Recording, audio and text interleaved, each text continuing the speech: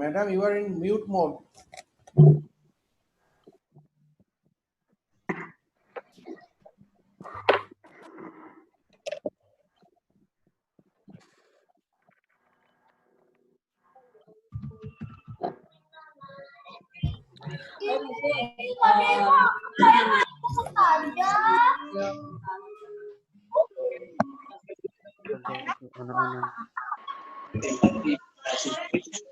Dari pos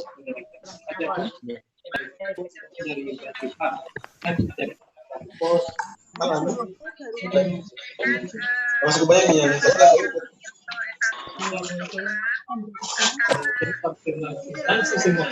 Iya loh. Mulai lagi.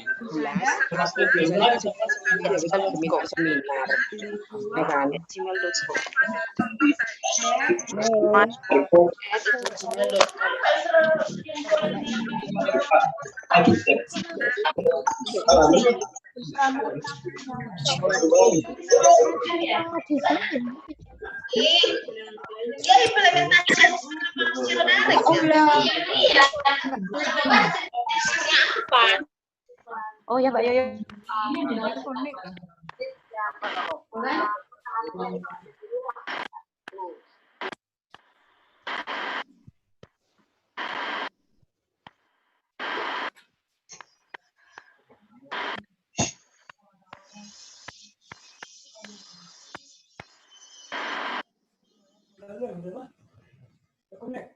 Mana?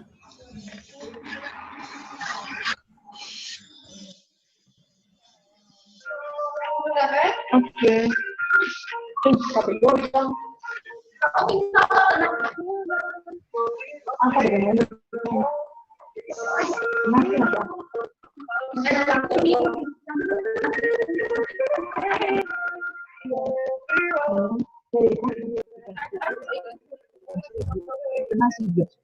Kalau tidak nasi,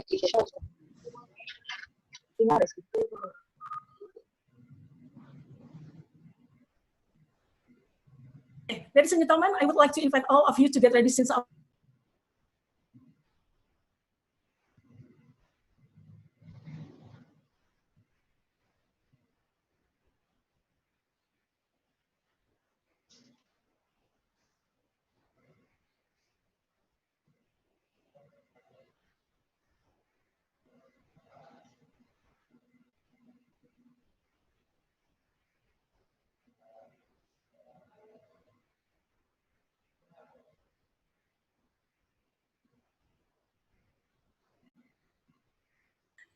Okay, sorry, because I also get again for the mute automatically. So, so sorry for the inconvenience. Okay, thank you. Assalamualaikum warahmatullahi wabarakatuh. Good afternoon, everyone. Yeah, so I will respect again for our speakers today. Yeah, the Honorable Professor Oki Karnarajasa, PhD, Director of Research and Community Service, Ministry of Research and Technology, Indonesia. The Honorable Dr. Sandip Poddar, Senior Research Director and Executive Editor Publication, Lincoln University College, Malaysia, as our collaborators to hold this webinar and also as speaker of this webinar. The Honorable Professor Dr. Insinyur IGD Raimaya Temaja, MP, Head of Research and Community Service Institute, Udayana University, Bali. The Honorable Professor Dr. ABM Rashidul Hasan, DBA, MCom, Vice Chancellor Exim Bank Agricultural University, Bangladesh. The Honorable Professor Dr. Al Nopri, as our Rector, Director of Patpetula University. All distinguished guests. First of all, let me introduce myself first. My name is Guswani Anwar, just call me Igus. Right now, I'm holding as a Vice Rector 2 at Patpetula University. It is a privilege and great honor for me to be your moderator today. Welcome to the international webinar hosted by Patpetula University, Curug Bengkulu, Indonesia, and Lincoln University College, Malaysia, with topic, the role of research and community services in the new normal era, held on June 26, 2020. I wish you have a great time here. Ladies and gentlemen, I would like to share you the events proceeding today are following. First, opening. Second, listening to Indonesian national anthem, followed by Malaysian national anthem. Third, welcome remarks by Rector of Patpatula University. Fourth, welcome remarks by Senior Research Director, Lincoln University College Malaysia. Fifth, the seminar section. Sixth, discussion section. And the last one, closing. Okay, ladies and gentlemen, we get ready for listen to Indonesia National Anthem and Malaysia National Anthem. I would like you to all rise, please, and or you can also close this your webcam to respect this our flag and our national anthem.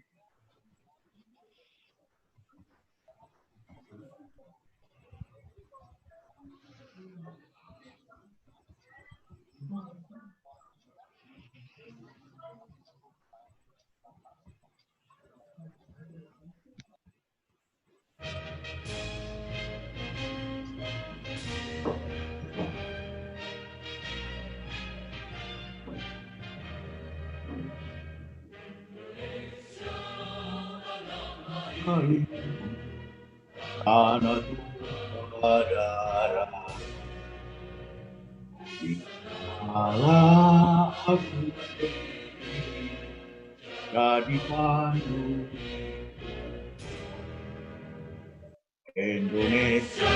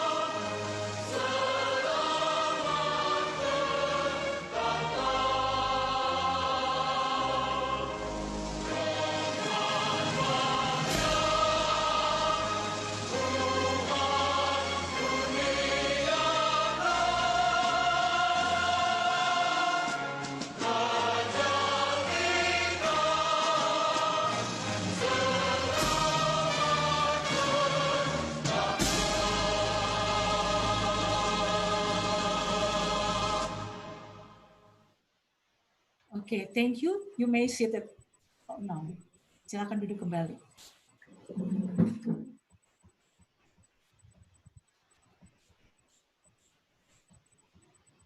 Okay, ladies and gentlemen. So right now it's already joined with us Professor Oki Karnarajasa PhD. Welcome to Professor Oki.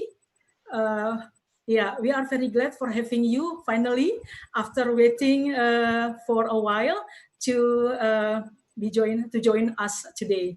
And we do for sorry because we start the event. Without you because this already very late for the time we schedule. Okay, thank you. So we continue this our event today. So we move to next agenda. Ladies and gentlemen, we are now beginning this event with the welcome remarks by Professor Dr. Al-Nopri, Rector of Patpetulai University. Please welcome. Bismillahirrahmanirrahim. Assalamualaikum. Sir, please unmute yourself. Again. The Honorable Prof. Oki Karnarajasa PhD, Direktur Penelitian dan Pengabdian Masyarakat, Kementerian Riset Dikti, Kementerian Riset dan Teknologi, the Honorable Dr. Sande Podar, Senior Research Director and Executive Editor, Lincoln University College, Malaysia, as our collaborator to hold this webinar and also as a speaker of this webinar. Welcome, Dr. Sande. Yang kami hormati Profesor Dr. Insinyur Igede Raimaya Temaja MP, Kepala Lembaga Penelitian dan Pengabdian Masyarakat, Universitas Udayana Bali. The Honorable Professor Dr. IBM Rasdepul Hasan, DBE, Imkom, Vice Chancellor, Exim Bank, Agriculture University, Bangladesh. Welcome, Mr. Rasidul. All distinguished guests, ladies and gentlemen, a very good afternoon to you all. Thank you to each and every one of you for being here with us today. We are very pleased to be able to welcome those of you that have been with us. Today, we are proud to be able to host the international webinar with topic, the role of research and community service in the new normal era. Thank you very much for ladies and gentlemen. My special thank you also to all the webinar committee who work very hard to organize and prepare the webinar. I do appreciate your work. Well, I don't want to take too much your time. Today will be fun and full of learning. I look forward to the fruitful discussion today. I hope you will enjoy the webinar. Thank you very much. Assalamualaikum warahmatullahi wabarakatuh. And I'm sorry if any problem, any mistake for webinar. Thank you very much. Okay, thank you, Mr. Rector. Terima kasih, Pak Rector. So everyone, we will do this our webinar with the two languages because we have also a lot of international participants from the several countries. So for the opening section, we will serve in English, and then for the seminar later, and also for discussion, we can also use both English and Bahasa Indonesia or Melayu. Thank you. Then we are now going to listen to Dr. Sandip Podar, Senior Research Director and Executive Editor Publication, Lincoln University College, Malaysia, as our collaborator to hold this webinar to deliver his remarks. Please welcome. Thank you, Madam Gushwarni. You're very welcome. Honorable Rector, Professor Dr. Alan Puri, also our distinguished other guest, Professor Dr. Rai from Udayana University, Bali, Dr. ABM Rashidul Hassan, Vice Chancellor of Exim Bank University, Bangladesh, Dr. Professor Oki Karna from the Ministry of Research Technology, Indonesia, and all the participants. And we have seen that more than around 7,000 participants is around watching this webinar. Some of them are in Zoom, some of them YouTube, and also we don't know how many is in the Facebook live watching. And it is a proud opportunity to myself to be here, and it is a proud moment for both the University of Petulia and also Lincoln University College to jointly organize this event. And just I want to share only one slide with you. Just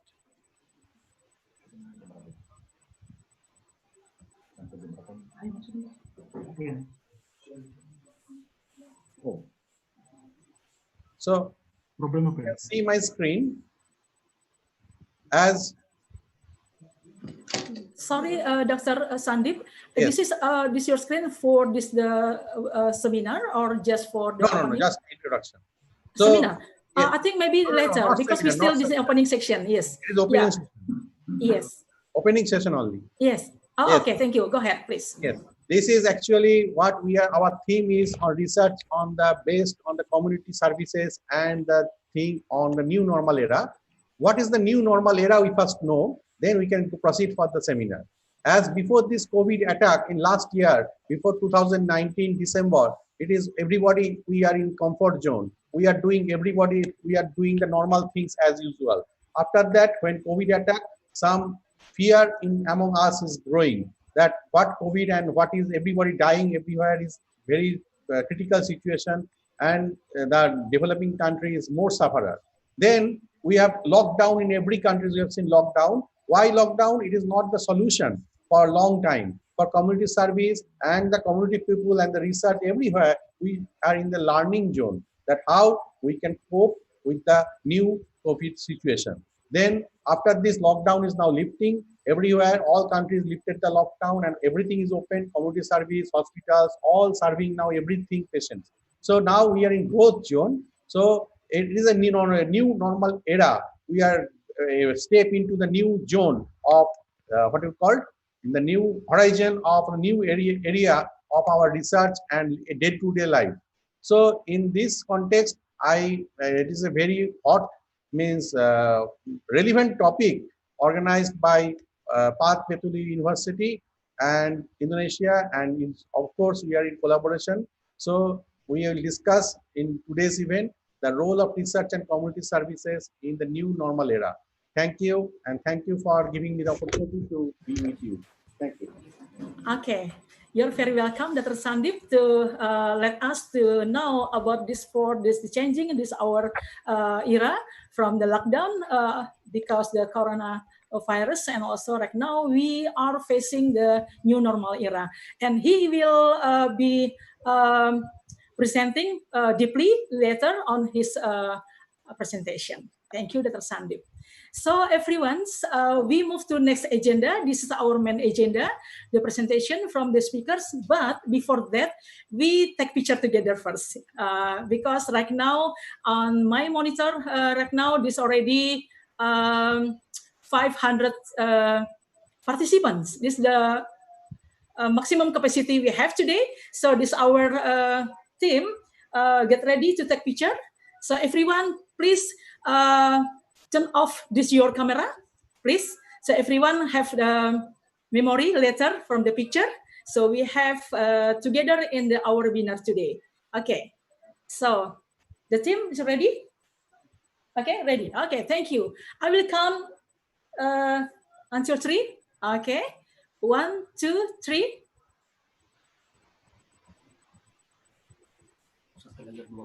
Yeah. Okay. And then the second layer, third layer, fourth layer,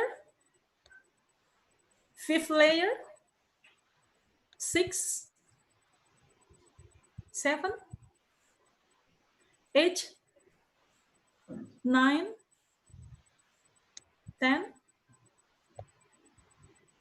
Okay, next slowly. Okay. 11.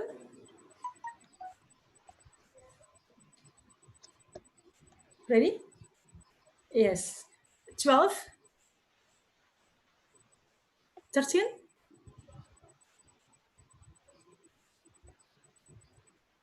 14. 15. 16. 17. 2 more. 18. 19. And the last 20. Okay, thank you everyone. So right now we already have this our picture together. So just for memory, we are together today. Okay, thank you. So you want to close this or turn off this your camera is okay. But if you want to still turn on, please make sure this your camera in the background is properly. Okay, thank you. So we move to the presentation section. So the first turn, I would like to invite Professor Oki Karnarajasa, PhD. He is Director of Research and Community Service, Ministry of Research and Technology Indonesia, as our keynote speaker today. Before he presents, I will inform you Professor Oki's profile. So we can see his CV here in the monitor.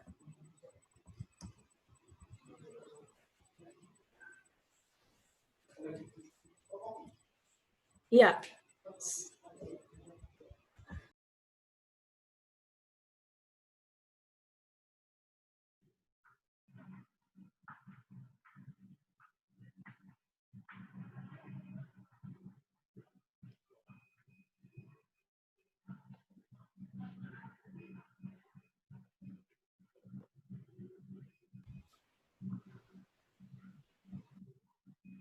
Yeah, right now we will see soon.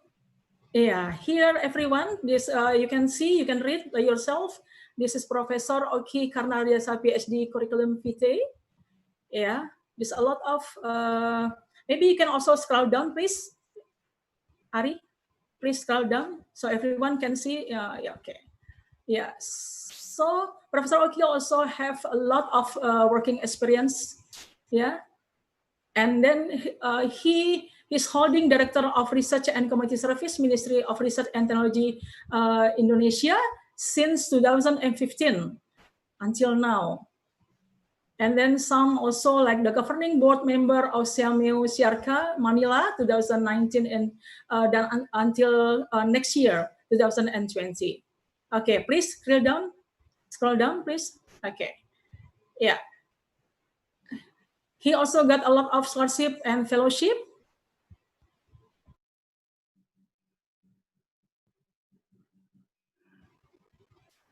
Yeah, okay. Yeah, he also get a lot of awards and also join for the many trainings here. Okay. Yeah. Then, yeah. Continue, please. Yeah. Here also international peer-reviewed publication. You can see also a lot of international peer-reviewed publication. And okay, continue, please. Okay, I think a lot, right? Okay, if you want to know more, you can also like find on Professor Oki account, also on internet. So about this his profile. Okay, I will greet Professor Oki first. Oke, selamat siang Profesor Oki. Siang. Selamat siang, terima kasih Pak Oki. Mohon maaf, jadi tadi menunggu lama. Ini Pak Rektor nyalamin juga ini. Iya. Siang Prof Oki. Siang Pak Rektor. Oke. Iya. Terima kasih Pak, di sela-sela kesibukannya sudah bersedia untuk hadir untuk kita bersama, apalagi ini kehormatan dari Universitas Perpetulai, kehadiran Profesor Oki sebagai universitas baru. Kita sangat appreciate sekali disupport oleh Profesor Oki. Thank you. So everyone, we have Professor Oki right now. Will be presenting. He is our keynote speaker today. As a central government representative, he will share about this Indonesian government policy related to the research and community service in the new normal era. So please enjoy and also watch for the Professor Oki presentation. Please welcome. Okay, thank you very much, Ibu Kuswarni. Honorable Sama-sama. Professor Al-Nofri, Rector of Fatullah University, and then Professor Sandep Podar, Professor Rai, Professor Rasidul Hasan. It is a great honor for me to join this meeting. It is very unfortunate that currently I'm in the DPR or Parliament building. It is very important meeting we have here because we discuss with the Parliament about the budget for 2021. So therefore, I may not be able to join you for the whole session today because we have another session with the Parliament late in the afternoon. Okay, thank you very much. So please allow me to briefly speak on the National Research Priority 2020 to 2024 in the era of new normal. I'm the Director of Research and Community Services, Ministry of Research Technology, Indonesia. Next slide, please.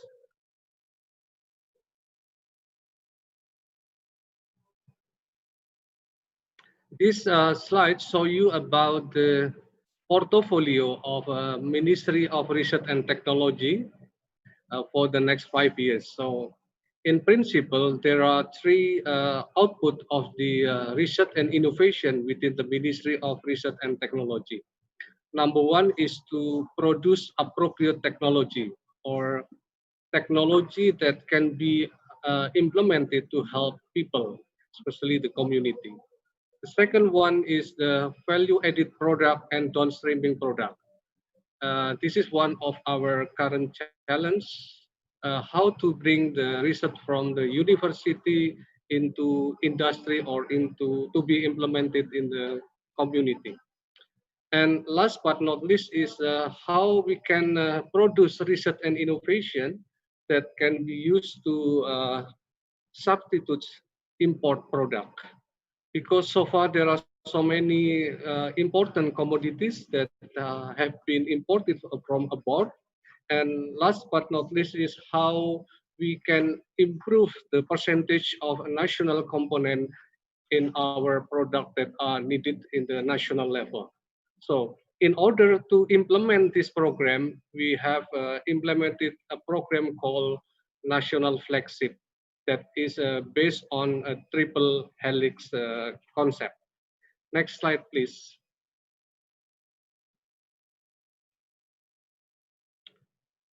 In principle, the concept of a flagship program is an excellent program consisting of a number of activities that work together to produce one or several products. So the main goals of the program is one, to increase the synergy of activities among the stakeholder.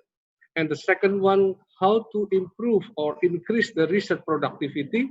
And last but not least is how to optimize science and technology resources. Because there are so many different resources at the moment, it can be in the university, research institution, or private or industry. Next slide, please.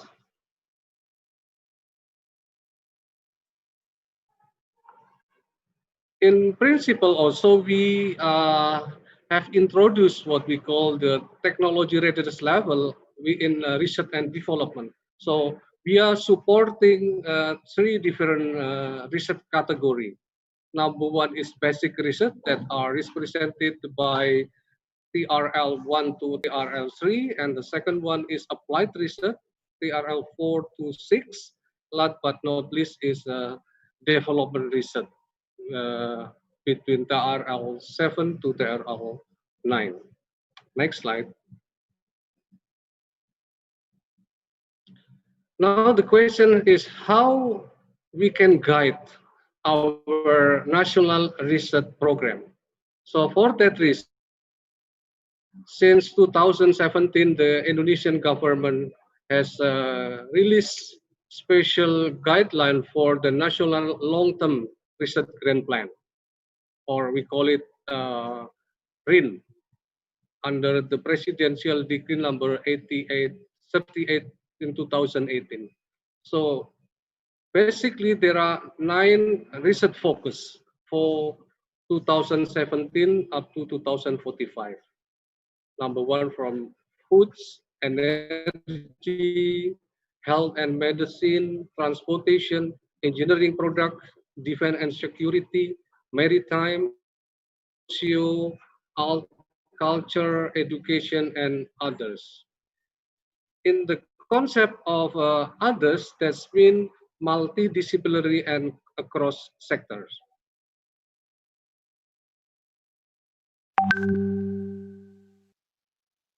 Nine research focuses from food up to the others.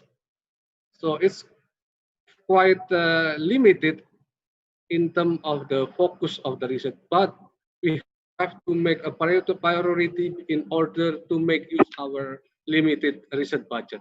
So for others topic in 2020-2024, there are 5 already topic been decided. Number 1 is disaster management. Number 2 is biodiversity. Number 3 is stunting nutrition. Number 4, climate change. And number 5, water and environment. Next slide, please.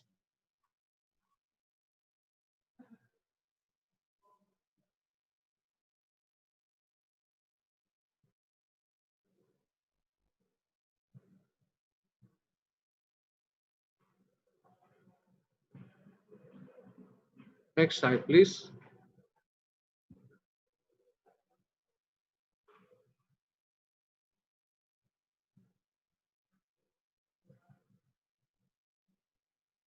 Now, in regard to our new normal, I have to first relate this into our present status of COVID-19 in Indonesia. This was the record we got yesterday. As of today, the positive case of COVID-19 in Indonesia already passed 50,000. And also the number of recover is slightly improved, but the death is quite high number, between 2,500 something. So when view this situation, actually there are two combination between the national disaster and how we can change our life to move into our normal era. But at the moment, the focus is still on how to deal with COVID-19 in Indonesia. Next slide, please.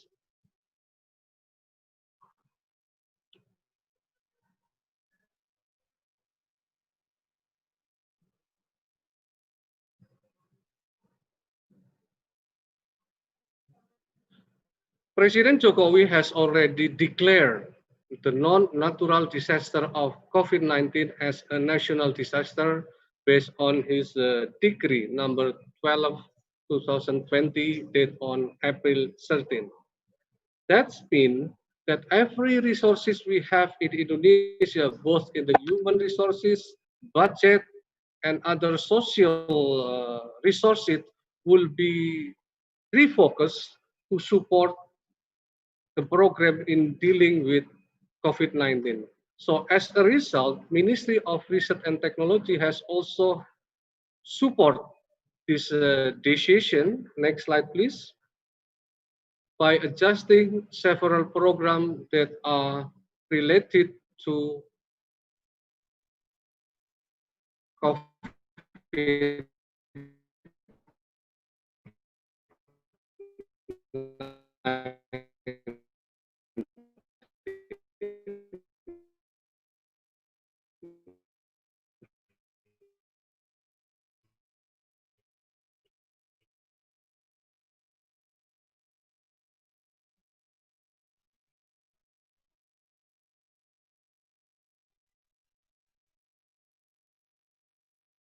disaster, but also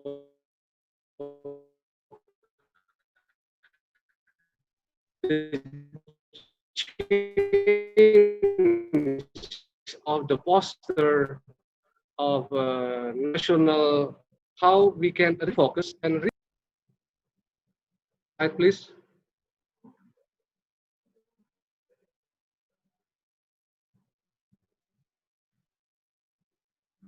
So these are the research capacity needed by Indonesia to deal with COVID-19.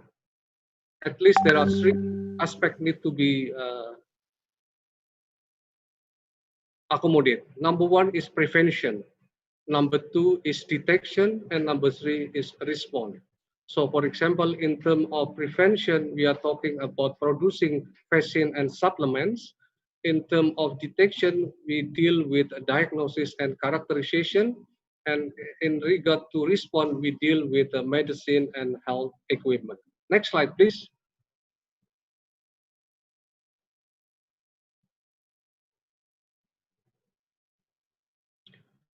Now I will talk briefly about our research budget 2020. Of course, it is not fair to compare this with Malaysia, which spend more, or Bangladesh or India that spend more budget on research.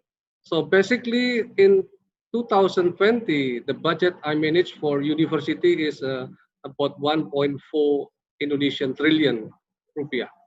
So this limited budget are divided into four different criteria. Number one is for autonomous university.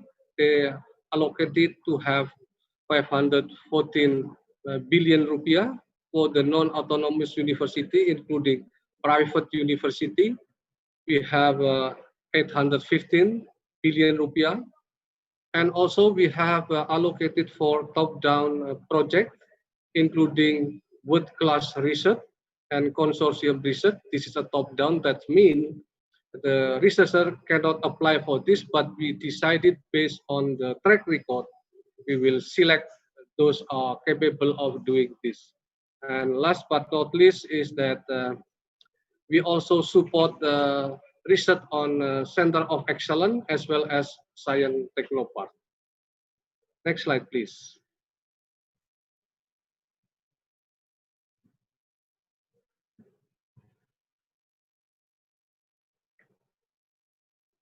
So as I mentioned, in order to accommodate COVID-19, it is very unfortunate that Ministry of Research and Technology, especially for the research budget for university, we experience a budget cut in total of around 400. So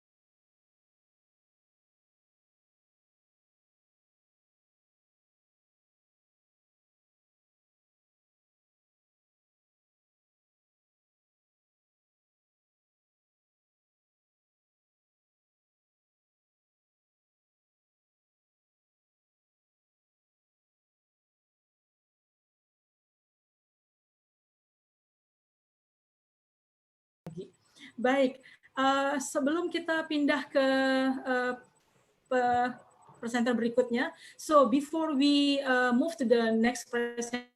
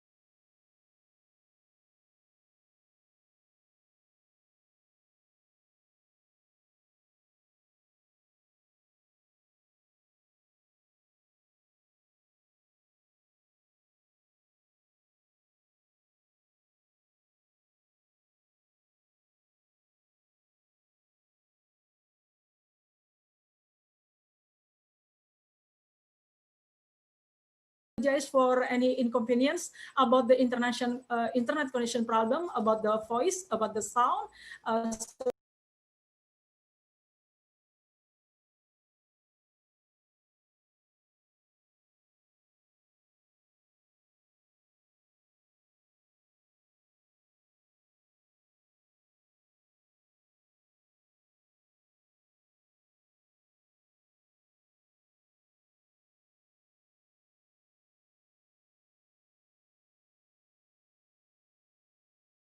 Version full complete from the beginning until the end of the webinar. So no worries about that. So yeah, these are my friends here from the committee also remind me also from the participant come from Egypt and also the Saudi Arabia, Professor Oki. Yeah, this is really good for us. Thank you, Professor Oki. As new university, as small university, because we just was established in since July 24 last year. Since we will celebrate this our anniversary next month. So this when we hold. This is already our webinar, Professor Oki. In 2 weeks ago, we held a national webinar, also about 700 participants about the agribusiness. And now this is the first time we will organize about the international webinar. Thank you, Professor Oki. Thank you so much your support from the government. So this is really a big appreciation for us. Thank you. And then. Ladies and gentlemen, so we move to, okay, so we move to the next agenda. So many distractions here, sorry about that. Next presenter, So we have Dr. Sandeep Poddar as our collaborator, also speaker today from Lincoln University College from Malaysia. So before we join for his presentation, ya, saya hilang lagi tuh. Internet hilang.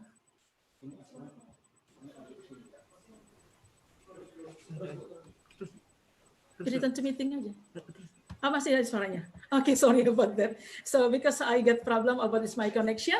So and then before we join for Dr. Sandeep presentation, we will see again his profile. Please, the committee, can you present? Okay, here, please scroll down, please. Yeah, this is his picture. Okay. Thank you, Dr. Sandip Poder. Yeah, from Lincoln University College as our collaborator. This is really great honor for us. Yeah, to be able to join with the Lincoln University College. Okay. He is right now holding senior research director and executive director, editor publication, member of board studies, Lincoln University College, Malaysia, and he graduated from University of Calcutta, India in 1993 with honors in zoology. So this is his field about this animal, and then he is finished his postgraduate diploma in dietetics from All India Institute of Hygiene and Public Health 1995, and also he got Master of Science in Zoology with specialization in biochemical genetics from the Bulk Educational Institute and, in 1998 with distinction. Wow, he has completed PhD in zoology. Okay, please continue. Yeah. Yeah, he has completed his PhD from Vivekananda Institute of Medical Sciences on cytotoxicity in 2000.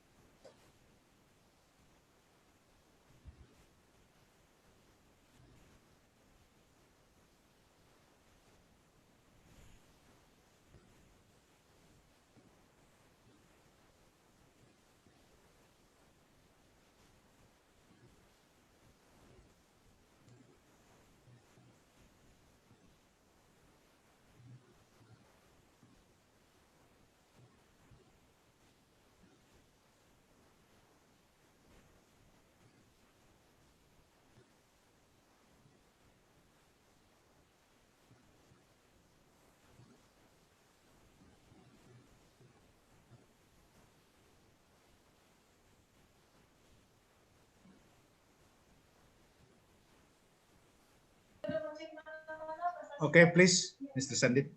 Okay. Okay, please, Mr. Sandip.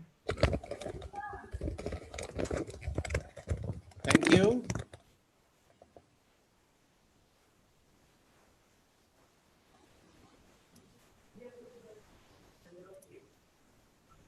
Okay, sorry about that for the technical problem, technical issue. I also got the mute automatically, so I don't realize I already speak a lot, and then this also this mute. Yeah, so I think we directly to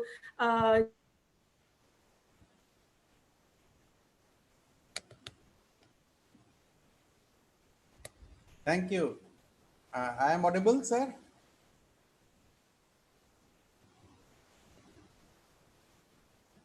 Hello? Yes, Mister. I can start now, na, madam? Okay.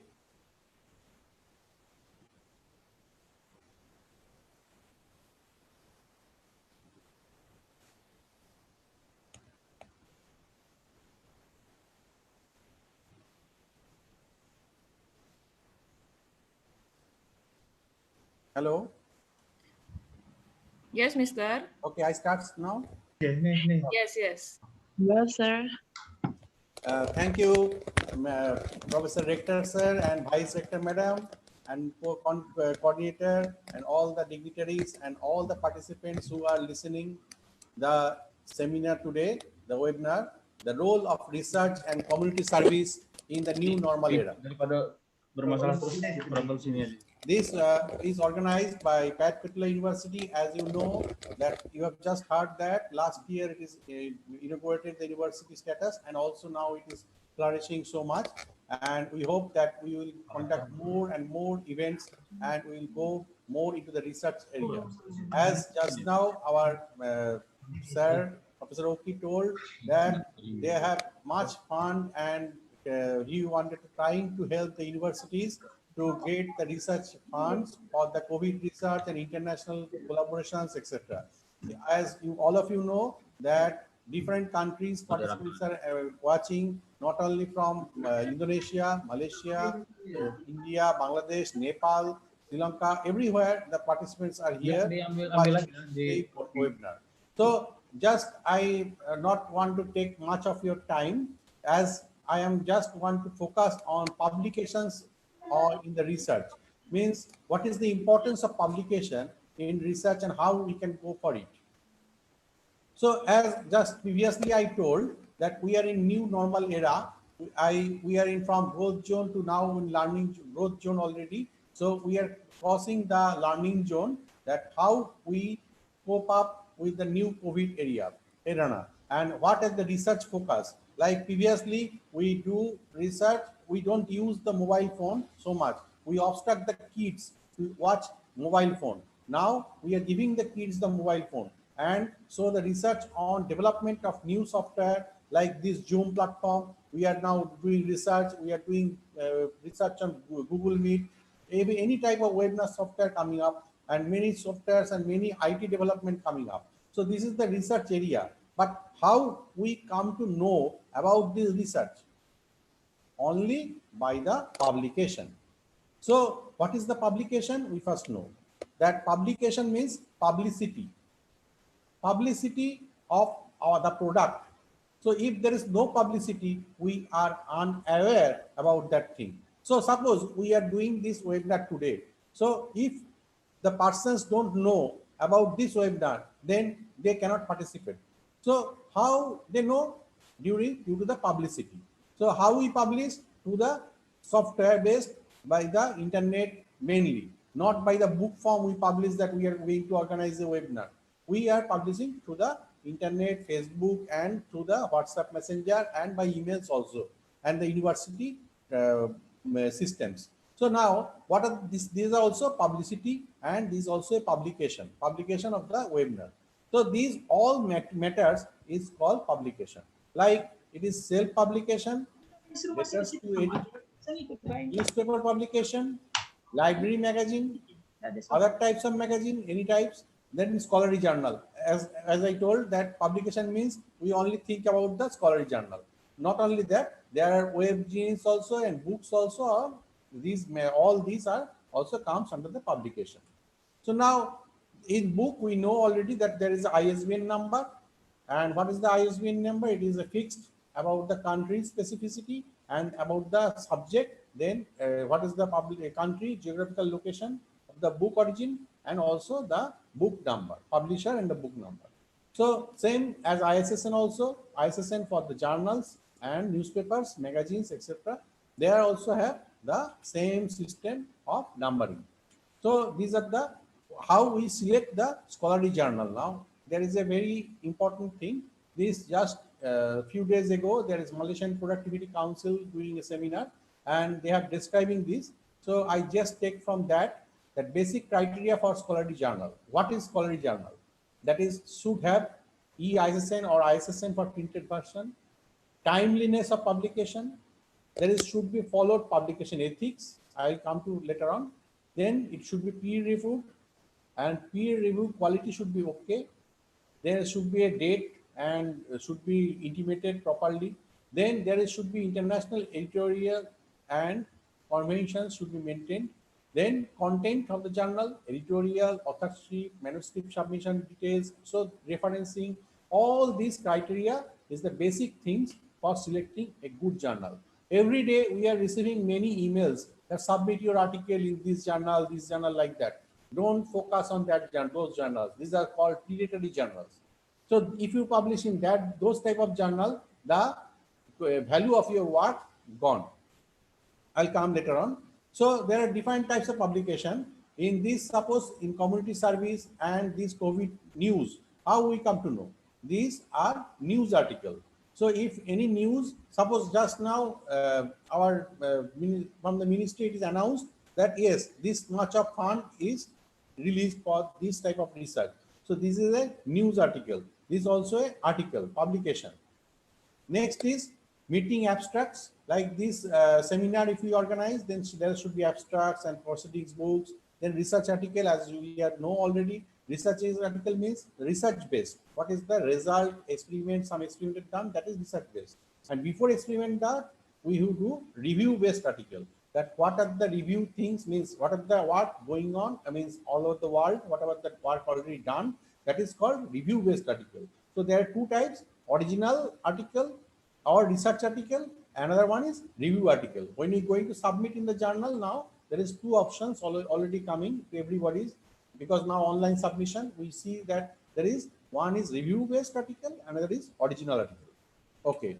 Next is peer review article. As we told, the journal is reviewed properly before publication. Then popular news article, that anything news, popular news, suppose somebody is affected with corona, this is popular news. So these are come as newspaper. It is not in peer reviewed form. Then there is very much importance is the reference. What is the reference? As we know, the reference is the data. So reference is the organized form of the document. And what is the reference? Means from where I am giving this data to you. So if I don't organize the reference properly, it is like, looks like this type of office in the, it is not organized at all, but it should be organized, and like this type of files and should be created in the office. So same thing in the paper, when we publish some paper, there should be a proper referencing guideline. So what are the styles we follow in the journal referencing?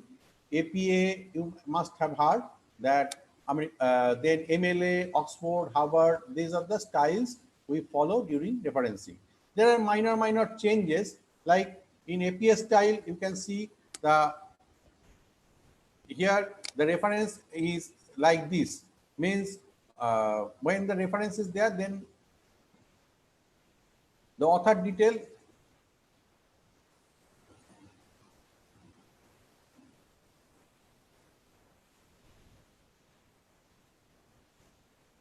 yes. So in APA style, reference style is like this: author surname, it means the family name, then the given name is in short form, then year. But in MLA style, that is different, like this: full author name and full what you call the given name, everything should be full. So this is the minor changes, but the system is that it should be having author name, it should have the topic name, it should have the publisher name, our publication name, journal or something, which year it is publishing, like that. Okay. So for this, we are using now Mendeley software. As you know that you can see Mendeley or EndNote in internet, you can find it.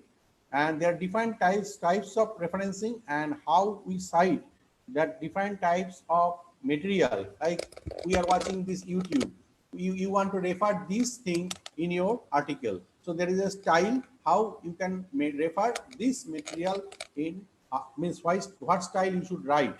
So if you think about that, then you can see here.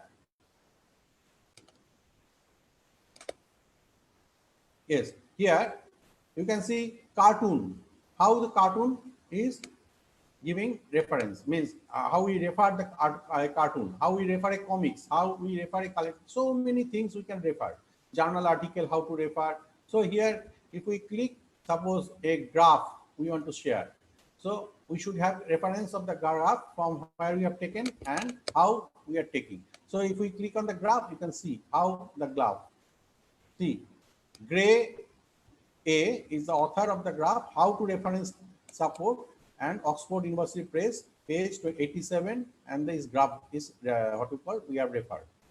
So this is the style we are following during referencing. So in different, another aspect is ethics in the authorship and etc. So when we publish some article, so we must not use others' article as my authorship. It should be given proper authorship, that who have done the work, he is the owner and author of the work. So if he permit and if we do something in the contribute in the paper, of course there should be authorship of the other persons. So there should be data replication. Even my own data also I should not replicate. Understand? So if there should be originality of the paper and there should be clearance from the ethical committee, etc. So means if we suppose I want to show a picture of a affected person, so we should not show like that. So this is ethical consideration. Suppose I am showing paper on, suppose this person is HIV affected. I cannot show that. It is an ethical consideration. So these are the things. And then another thing is plagiarism. What is plagiarism? Plagiarism is borrowing other, sorry, it is a steal or pass off of the idea of others by own. So it is stealing. It should not be done. Suppose it is others' work, I take the idea and write by my name. That is called plagiarism. So there are many softwares also, and if we give proper means credit for that means the reference that this thing is talked by this person or this graph is taken from here, this is this from this book, so that is not plagiarism. It is already cited that this is their work, I have quoted here. So if quotation is properly done, reference is given in the reference section, it is not called plagiarism. So there are different softwares are there nowadays. Turnitin, all of you heard, iThinkicate, and maybe other countries have different, like in India, have Orkun by universities. So these are the plagiarism software, but it is not recording the plagiarism. It recording the similarity index. Suppose I am writing a same sentence, it will catch as a plagiarism, but it is not plagiarism. It is used for different purpose. But if we take one quotation and write in my name, that is called plagiarism. We should give proper reference, then there is not plagiarism. So we have to think, and even the software is there, we have to think what part and what is the materials it is showing plagiarism. So there are different softwares, and next is author's publication right. It is most important when we writing something. It is our copyright, or we are transferring the copyright to other person. Means if we go for a journals or something, there is a or book writing, there is copyright transfer agreement they send. So what is copyright? Copyright, if we take for our publication, means if we file copyright in the government sectors, so it will be a copyright is valid for 60 years. So it is my copyright. This document is my book and my copyright owner. I am copyright owner, so anybody cannot copy and photostat or something. They cannot take the book and sell by their name. So it is a copyright protected thing. And if we want to give the copyright open access, then it is not copyright protected. So these are the different things we have to keep in mind. But without this copyright transferring, the journals, etc., cannot process your article because they cannot edit without you give the copyright form. So now, next is most important thing is visibility of your article. So what is visibility?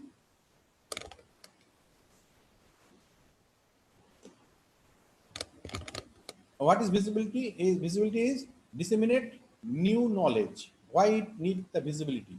Because why we publish? The new knowledge dissemination is one of the first cause we need to publish. Second is increase impact and visibility of the research work. If I done something, suppose I discover something for protection of corona, how we can protect against protect against this corona. Then we are using PPE, we are using different types of face masks and other protective OHP protectors. So this is called this research need to be focused, and the other person should know. So we are giving the visibility. Same like this webinar, we are giving visibility to by Facebook, by YouTube. If there is no visible, nobody can know what is we are talking about. Then there is establishment of researchers' reputation. So suppose this reputation is there that I am publishing something, so it is my reputation. Then there is a, if there is no visible, we are vanished. If we don't know what is going on, we don't know. we are sitting inside the comfort zone, as I told previously. So we don't know anything. We are not aware about anything. So we are not visible. So we vanish. Our research work also vanishes. So we must focus on visibility. How we do this visibility? We can see there is some indexes, H index calculation in Google Scholar or Scopus or any other what you call Web of Science. They have this H index calculation. So it is depends upon how many publication, but most is how many times it is cited, how many reader read the article. I publish some article, nobody read, then no use of that article. As I told, it is vanished. The work is vanished. But if the article is read and seen and quoted by referred by other person, then that article referred by other person, that article is referred by other 5%. So your visibility of that article and work is more distributing. And another thing, for this reason, we need international collaboration.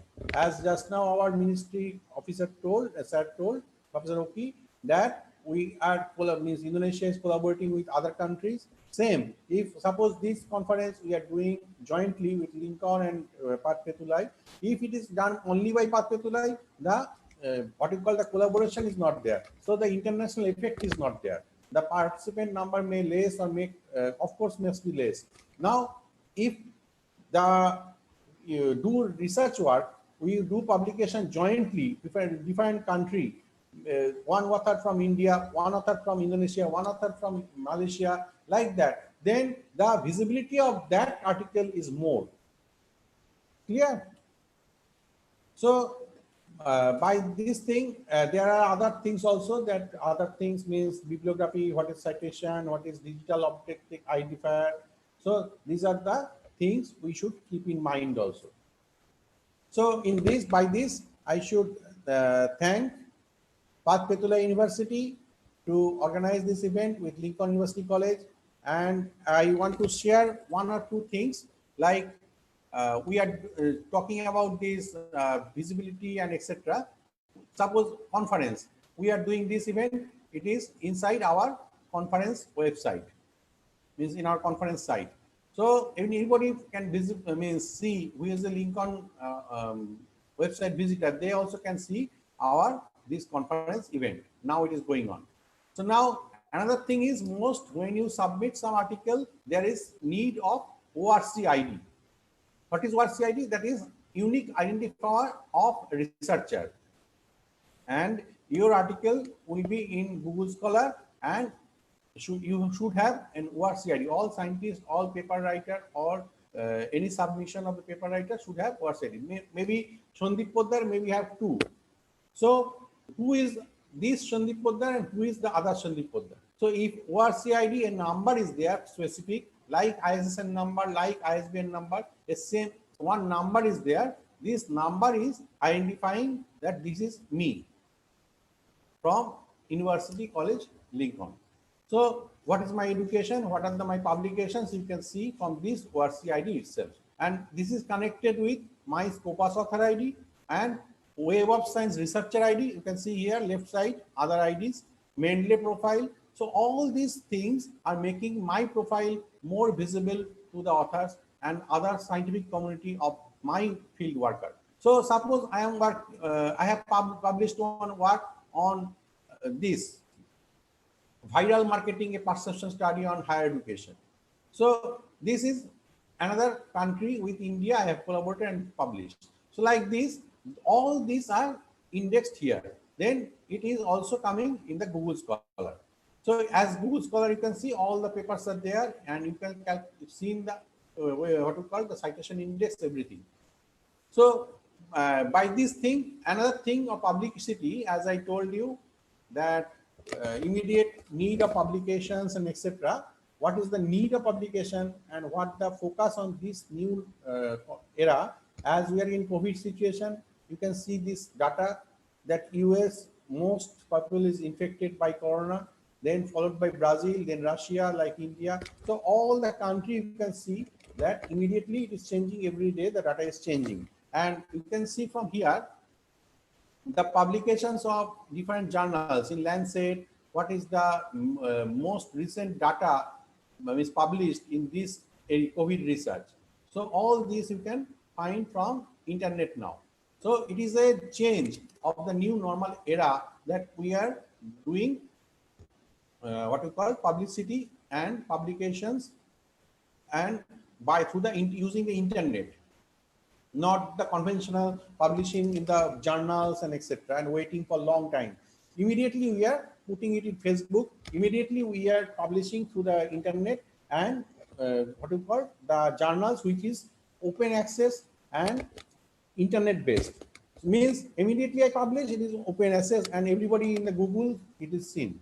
So then your visibility of the work is more. Then citation index also more, and we are getting more advantage for our publications.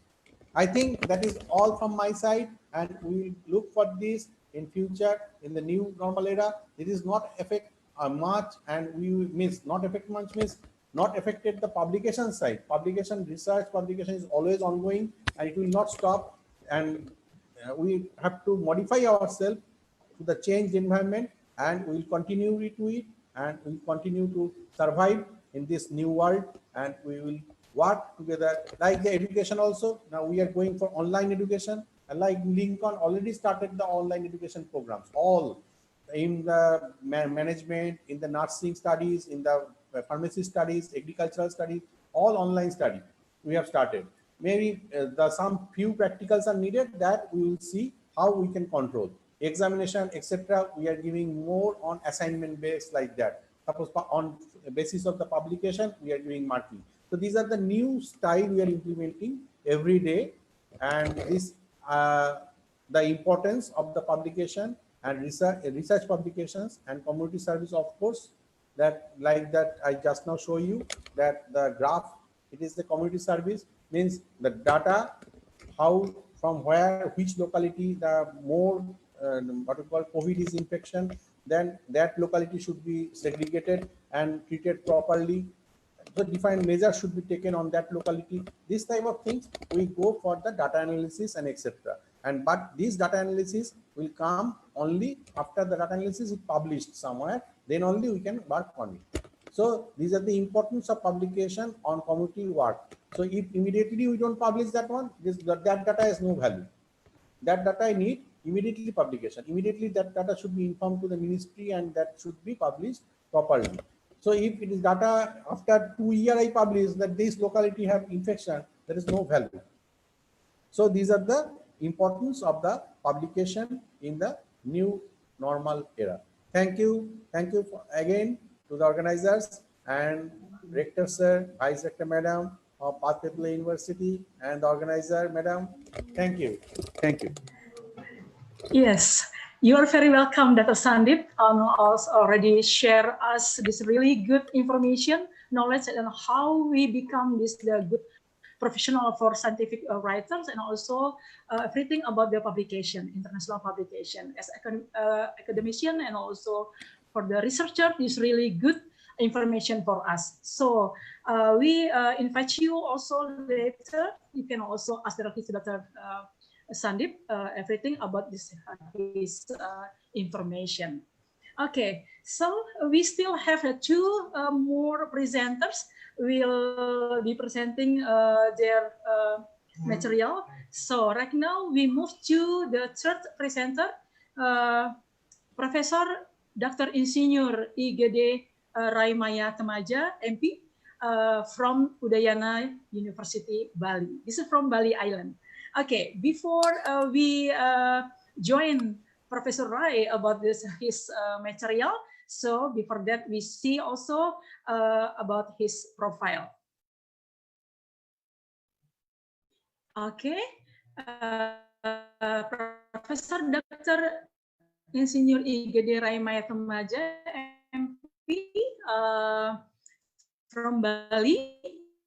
Right now, yeah, he's faculty Udayana University, and he granted his doctor for phytopathology from UPP University in 2008, and for his bachelor and from Udayana University, and from his master from Gajah Mada University. Okay, please. Okay, and then he also has a lot of experience for his professional works. Secretary for the Department of Agroecotechnology, Agriculture Faculty, and also right now he's holding as a head of the Research and Community Service Institute at Udayana University from 2017 until now. So it's already almost 3 years. Okay, and then for the organization, from the scientific organization, he also joined a lot of association here. Also head of the Association for Mycology, Innovation Mycology, Mycolina, from Bali, for Bali. And yeah, you can see here. And then please continue, scroll down, please. Okay, this a lot of about information or profile Professor Ray. Okay, so Professor Ray, this your turn, please welcome. Ya, silakan Pak Profesor Ray, kalau mau pakai bahasa Indonesia juga nggak apa-apa, campur-campur bahasa Inggris. Silakan, kita juga banyak partisipan dari Indonesia. Kenapa kita pakai bahasa Inggris? Karena ada beberapa juga yang datang dari international participant, so we respect for them and also for the international webinar. So it's for free to also, thank you.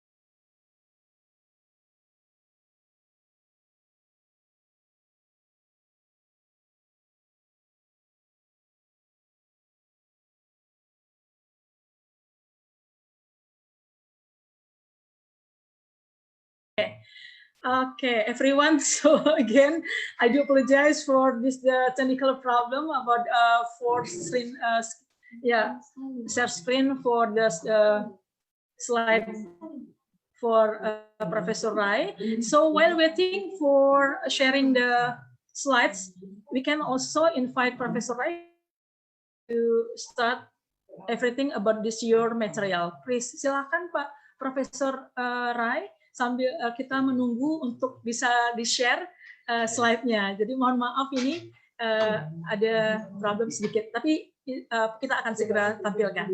Ya, silakan Profesor Rai.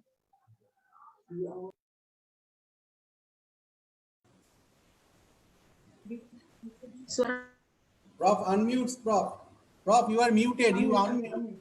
Yeah, sorry. Okay, we also unmute Professor Rai. Okay, so how about now? Sorry. Prof need to unmute from her side. Yes. Thank you. We still working to unmute. Okay, please unmute Professor Rai. Not yet. Okay, please, Professor Rai, please click. Okay. Right now, okay, working already. Yeah, you're very welcome. Okay, thank you, Ibu Guswarni, Vice Rector of Pat Petele University. You're very welcome, Prof. Ya, yang saya hormati Pak Prof. Alnorti, Rektor. Mudah-mudahan masih gabung di sore hari ini. Prof. Oki masih sudah... di belakang. Yeah. Oh ya. Okay. The Honorable Dr. Sandep from Lincoln University and Professor Rashidul Hasan. Terima kasih sudah memberikan kesempatan kepada saya untuk menyampaikan sedikit tentang penelitian pengabdian pada era kenormalan baru, new era. Bapak Ibu, peserta webinar, berbahagia sore ini kita bisa bertemu dalam keadaan sehat untuk sharing tentang penelitian pengabdian yang akan kita apa yang bisa kita kerjakan di suasana pandemi COVID ini ataupun nantinya kalau sudah memasuki era kenormalan baru atau new normal. Next slide, please.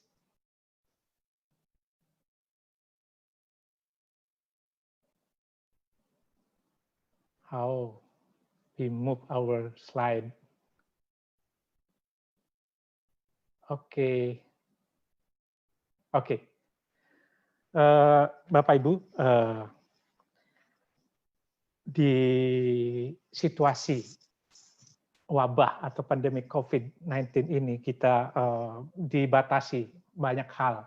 Kita berada dalam kondisi yang sangat berubah dari biasanya, yaitu kita mesti melakukan physical distancing, menghindari keramaian, kemudian mesti menjaga jarak, komunikasi secara virtual, kemudian juga tidak melakukan pertemuan dalam jumlah besar personalnya, dan kita work from home. Itu adalah usaha-usaha kita untuk mengantisipasi pandemi COVID-19 ini. Next, please.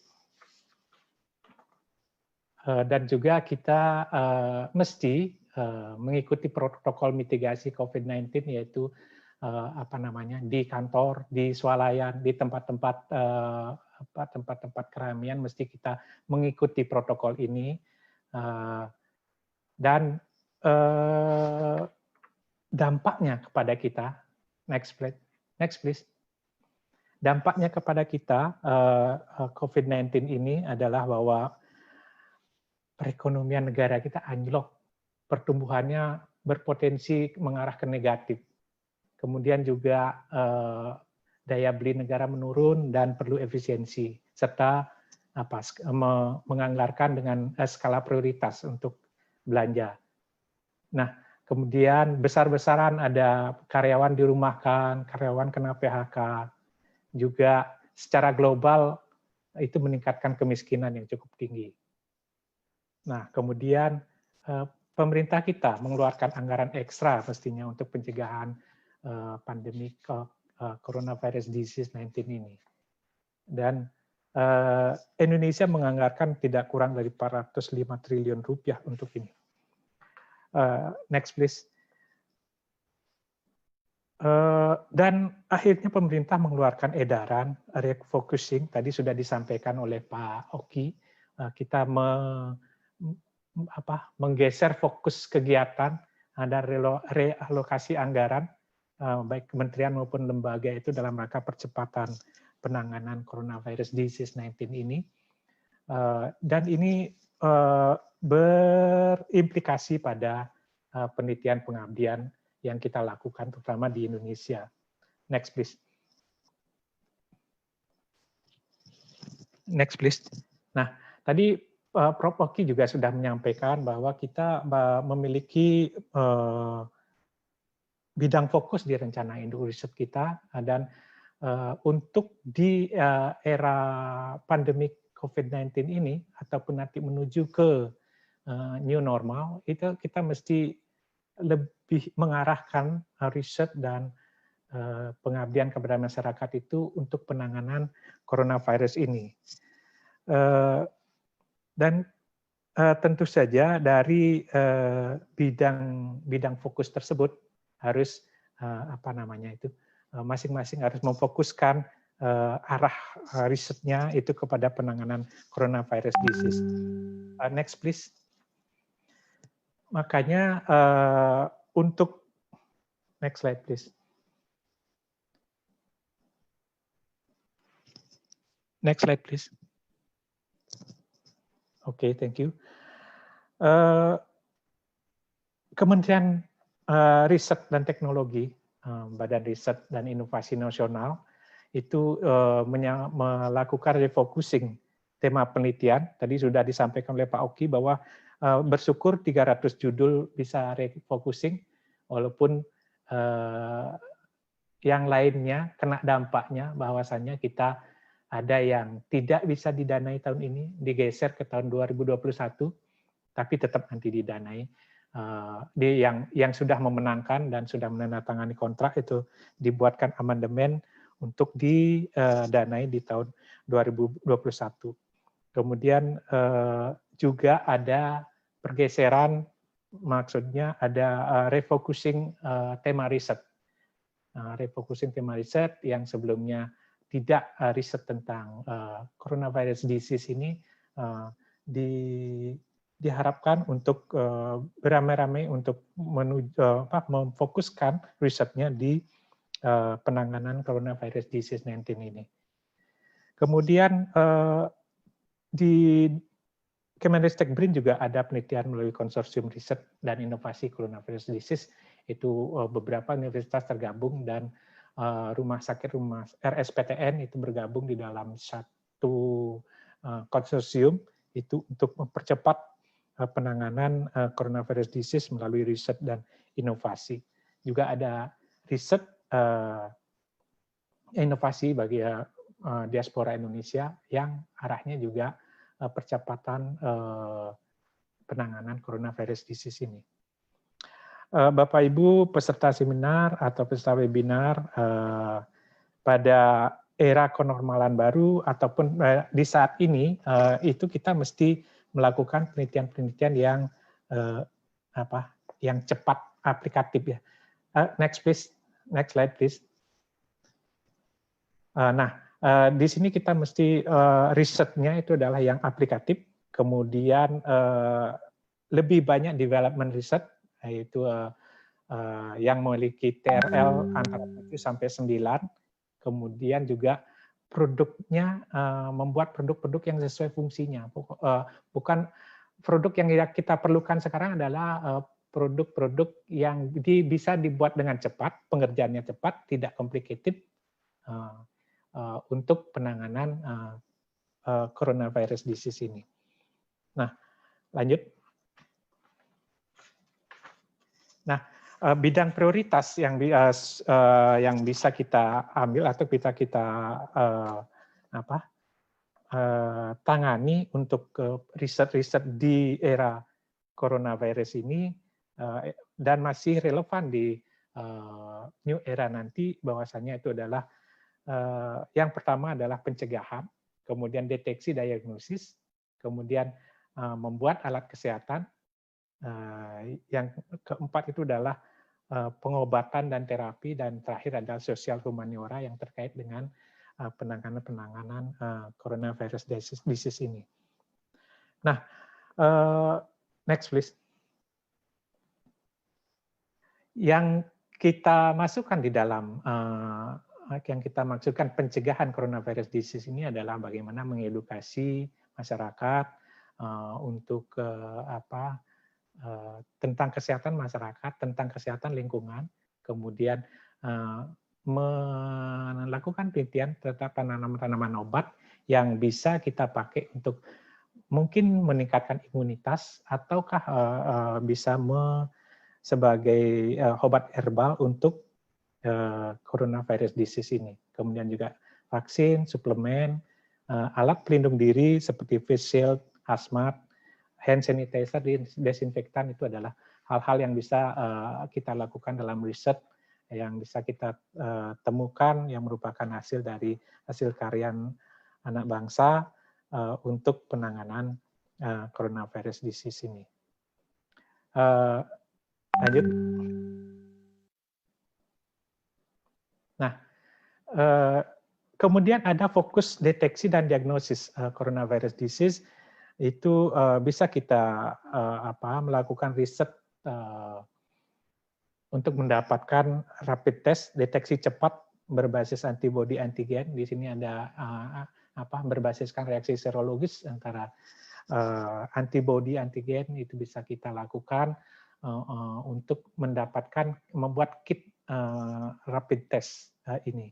Kemudian juga kita bisa memproduksi kit PCR yang selama ini banyak sekali kita melakukan import. Kalau bisa kita membuat reagen-reagen buatan sendiri, karena semua negara memerlukan reagen ini, jadi kita mesti produksi sendiri kalau bisa membuat bit master mix atau primer ataukah reagen-reagen yang lain yang dalam satu kit PCR tersebut. Kemudian juga bisa kita melakukan riset tentang mobile laboratory.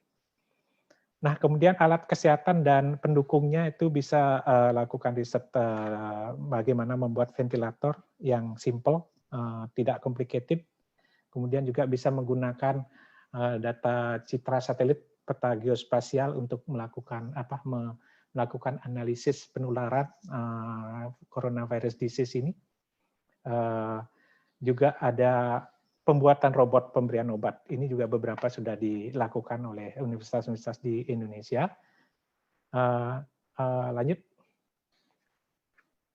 Nah, fokus obat dan terapi itu bisa kita melakukan uji klinis yang lebih mendalam terhadap obat-obat penanganan virus yang selama ini menggunakan misalnya kloroquine dan lain sebagainya belum tentu bisa efektif untuk coronavirus disease. Jadi mesti ada uji klinis yang mendalam untuk masing-masing item obat virus ini. Nah, juga bisa melakukan produksi serum yang mengandung antibodi dan juga vaksin. Kemudian next please. Lanjut ya, makasih.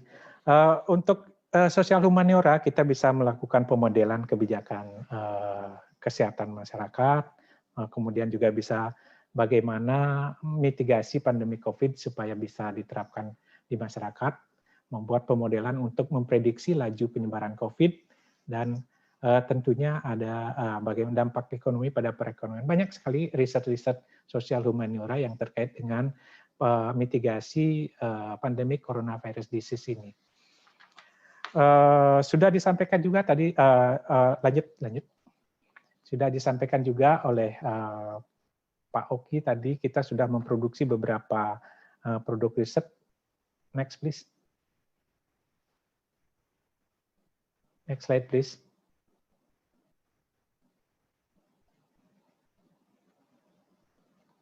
Halo.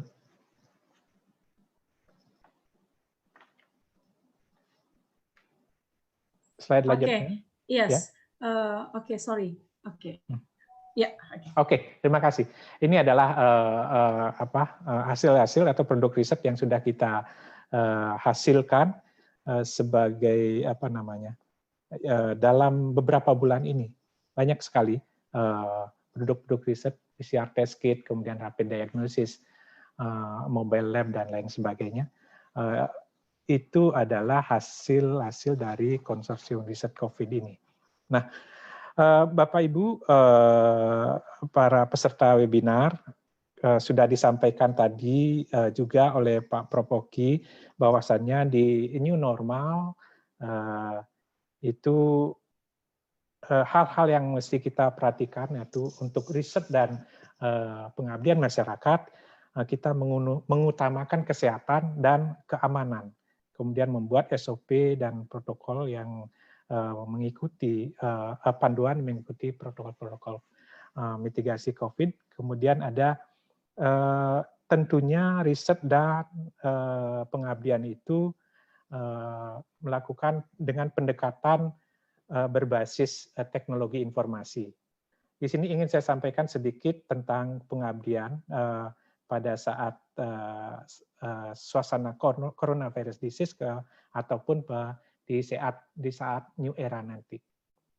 Silahkan lanjut.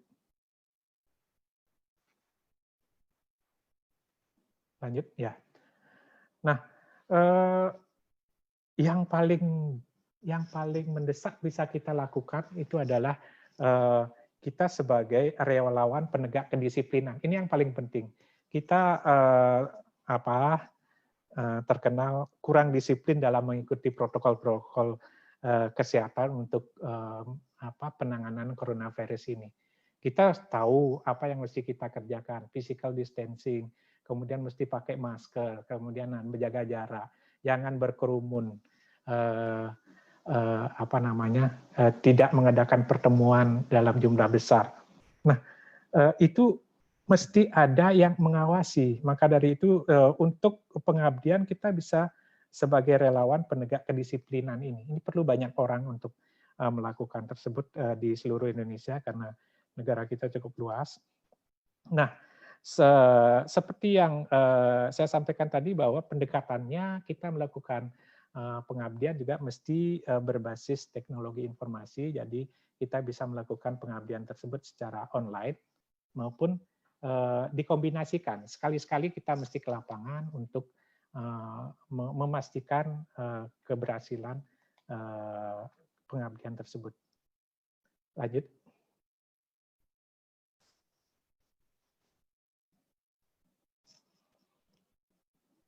Oke. Tujuan pengabdian mitigasi pandemi COVID ini adalah kita ingin melindungi kesehatan masyarakat dari dampak-dampak yang merugikan karena pandemi COVID ini. Demikian juga kita meningkatkan peran serta masyarakat dalam pengelolaan sumber daya dalam rangka mengurangi risiko bencana COVID. Demikian juga meningkatkan kapasitas kelembagaan masyarakat dalam pengelolaan sumber daya dan pemeliharaan kearifan lokal bagi pengurangan risiko tersebut. Nah, yang terakhir itu bisa membangun ketangguhan masyarakat dalam sektor kesehatan, sosial ekonomi, dan pendidikan. Bapak Ibu peserta webinar, masih banyak hal yang bisa kita lakukan untuk melakukan pengabdian kepada masyarakat di era coronavirus disease maupun nanti di new normal. Itu bisa kita lakukan. Pertama kita misalnya melakukan identifikasi masalah di awal, setelah itu analisis potensi, kemudian kita petakan kesehatan sosial masyarakat, kita petakan sosial ekonomi, berapa yang kena PHK, berapa yang dirumahkan, kemudian kita bisa memetakan hal tersebut, kemudian melakukan pendampingan, aksi tematik, ataupun melalui talk show, ataupun hal lainnya. Ada beberapa hal yang bisa kita, Maaf, Profesor Ray, bisa dipercepat sekitar 2 menit lagi waktunya. Okay. Terima kasih. Ya. Tinggal sedikit. Oke. Berapa hal yang terima kasih. Kita bisa lakukan, yaitu kesehatan lingkungan, kesehatan masyarakat, kemudian juga sosial ekonomi, dan pendidikan. Next, please. Terus maju. Lanjut.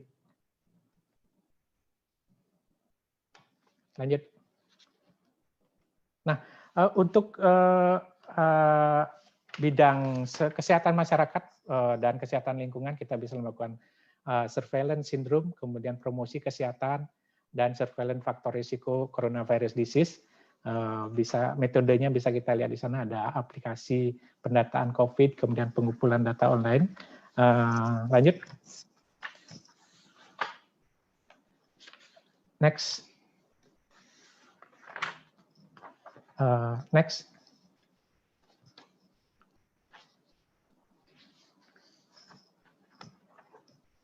Next. Lagi, lanjut. Nah, untuk di sektor sosial ekonomi, lanjut, kita bisa beberapa hal yang kita bisa kerjakan untuk melakukan pengabdian kepada masyarakat, yaitu bisa membuat database vendor, database supplier, menginventarisir pekerja yang kena pemutusan hubungan kerja, kemudian memberikan pelatihan,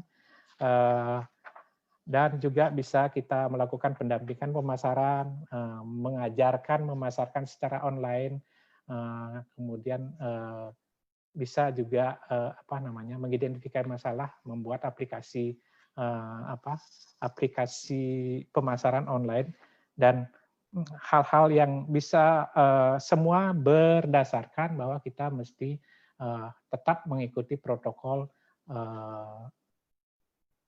penanganan wabah virus coronavirus disease ini.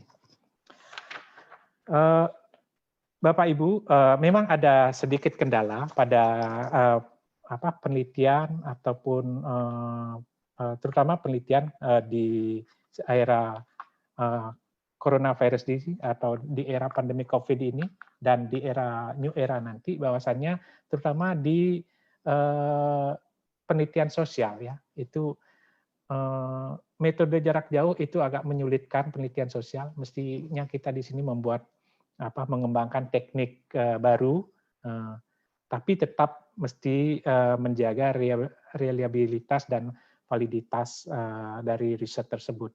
Jadi kita tidak bisa researchers, peneliti itu tidak bisa bertemu langsung dengan banyak masyarakat atau responden yang akan kita pakai sebagai objek penelitian. Maka di sini diperlukan teknik baru, harus ditemukan teknik baru bagaimana kita mendapatkan data secara berbasis IT tadi, tetapi tetap menjaga reliabilitas dan validitas. Itu yang bisa saya sampaikan. Terima kasih Ibu Igus atas kesempatannya pada sore hari ini. Terima kasih. Ya, terima kasih Profesor Rai untuk informasinya sangat inspiratif ya. Jadi Bapak Ibu tadi Profesor Rai sudah menjelaskan kepada kita beberapa ide kreativitas untuk kita bisa melakukan riset dan pengabdian masyarakat terkait dengan kondisi kita di era new normal dan juga untuk bagaimana pencegahan dan mengatasi masalah kita masih berhadapan dengan pandemi di COVID-19. Thank you Profesor Rai. Okay, so everyone, Professor Rai just finished his presentation about how we do everything about this. He shared many ideas about creativity, about research, and also community service in the new normal era. So we can share later about his slide and also for whole speakers material to our social media and also for WhatsApp group. So please be patient because many questions also this the request from the participant in the chat room, in chat space, ask for the slide from the material from the speakers. Okay, so ladies and gentlemen, we hope we still enjoy for this our webinar. We can see here still 500 participants. Wow, this is I do appreciate for this your patience to stay until the end of this webinar. So we still have Professor Dr. ABM Rashidul Hasan, DBA-MCom. Yeah, this is the last but not the least presentation. So please, Professor Hasan will get ready to share his material. But before that, we see again Professor Hasan profile.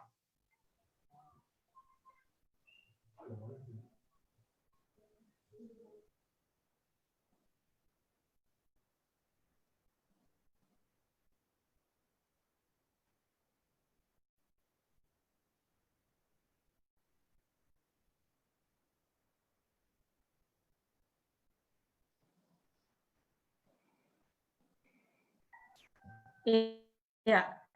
Okay, everyone, we can see here this the profile Professor Rashidul Hasan from Bangladesh, Vice Chancellor Exim Bank Agricultural University, Bangladesh.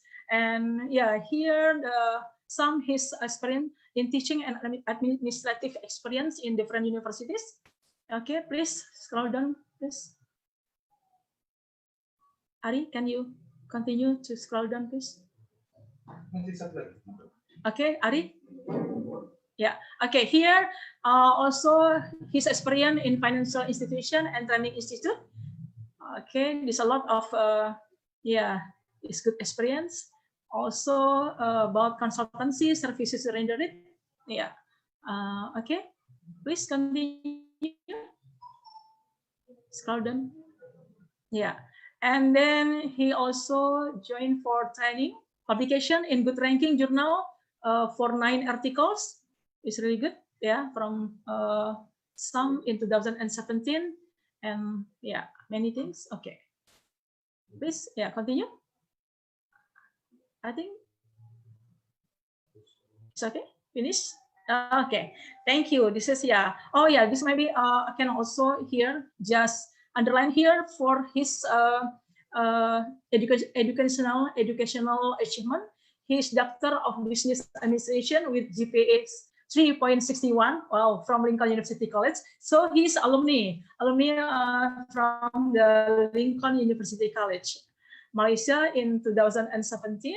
And yeah, his work for the thesis, working capital management of publicly traded cement companies in Bangladesh, and he graduated his bachelor and master from University of Dhaka, India.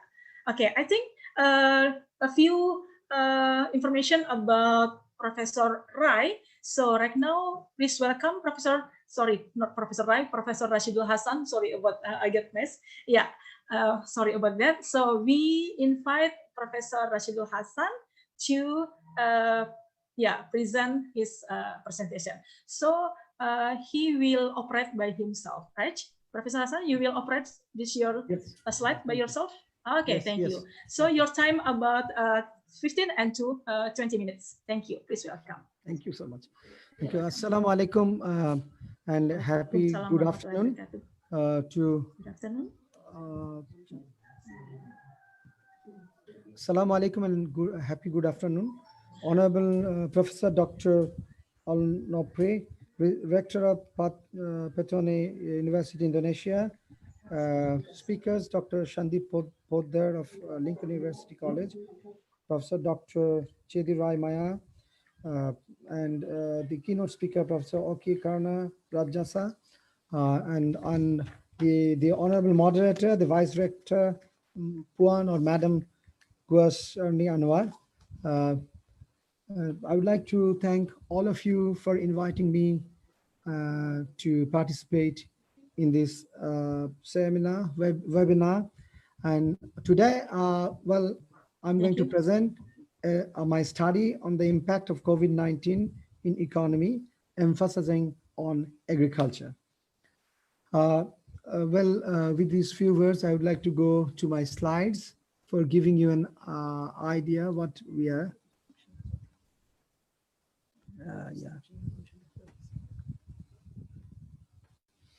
I would like to request you to permit me to share the screen. I would like to operate my, the slides from my side, from here, if you kindly give me the opportunity. To the moderator, honorable moderator, I would like to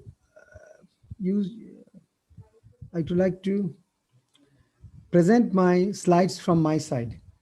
If you kindly allow me to do that.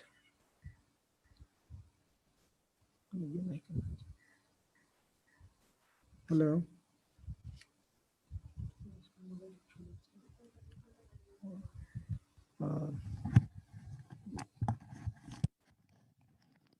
Madam, honorable moderator, I would like to show the slides from my side.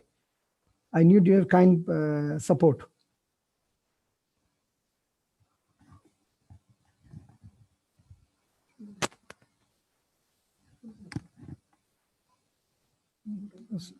Okay. About this problem, sounds problem. Yeah, okay. Sounds problem. So you check. Yes. I can hear you right now. Yes, sir, we can hear you. Okay. I'm requesting them to provide me to operate my slides. Yeah, my slides. This is not my one. Okay. Well, I would like to go with my slides.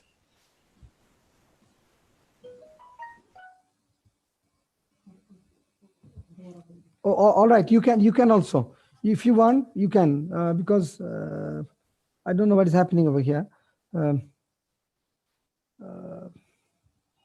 Please, yes, slides, please. Sound problem. Sound problem. Mr. Yeah. Dr. Poddar. Dr. Poddar, yeah. Can you hear me? Can you try to share, sir? Yes. When I would like to operate the slides from my end. Click on the green button, share screen button down. Yeah. We have already, but host disabled participant screen sharing. It is showing over here. Host are disabled. So we need to get permission from their end so that I can go. Again and again, it's coming like that. Okay. Or they can start. They can show the screen. No problem. They can move with the slides. Madam, please. I think you can show also. Yes, anyone. I wanted to show it from my side, but no one is there because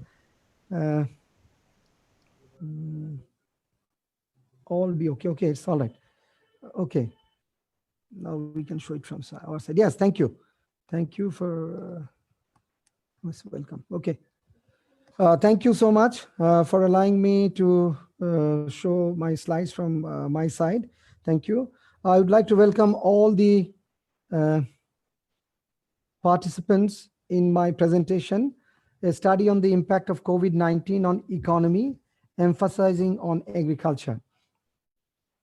Basically, COVID-19 has an impact in the agriculture sector, and agriculture sector is the backbone of an economy, which provides the basic ingredients to mankind and now raw materials for industrialization. That is well known to us.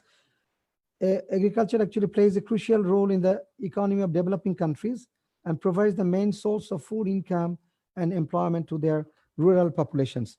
I would like to mention most of the countries, except the developed nations, more or less, even if you look into the American GDP, there you will see that agriculture is contributing. According to FAO, it has been established that the share of the agriculture population in the total populace is 67%. That agriculture accounts for 39.4% of the GDP, and that 43% of all export consists of agricultural goods, which is well known to all of us. And you see, every pandemic have affected the human activities and economic growth of the world.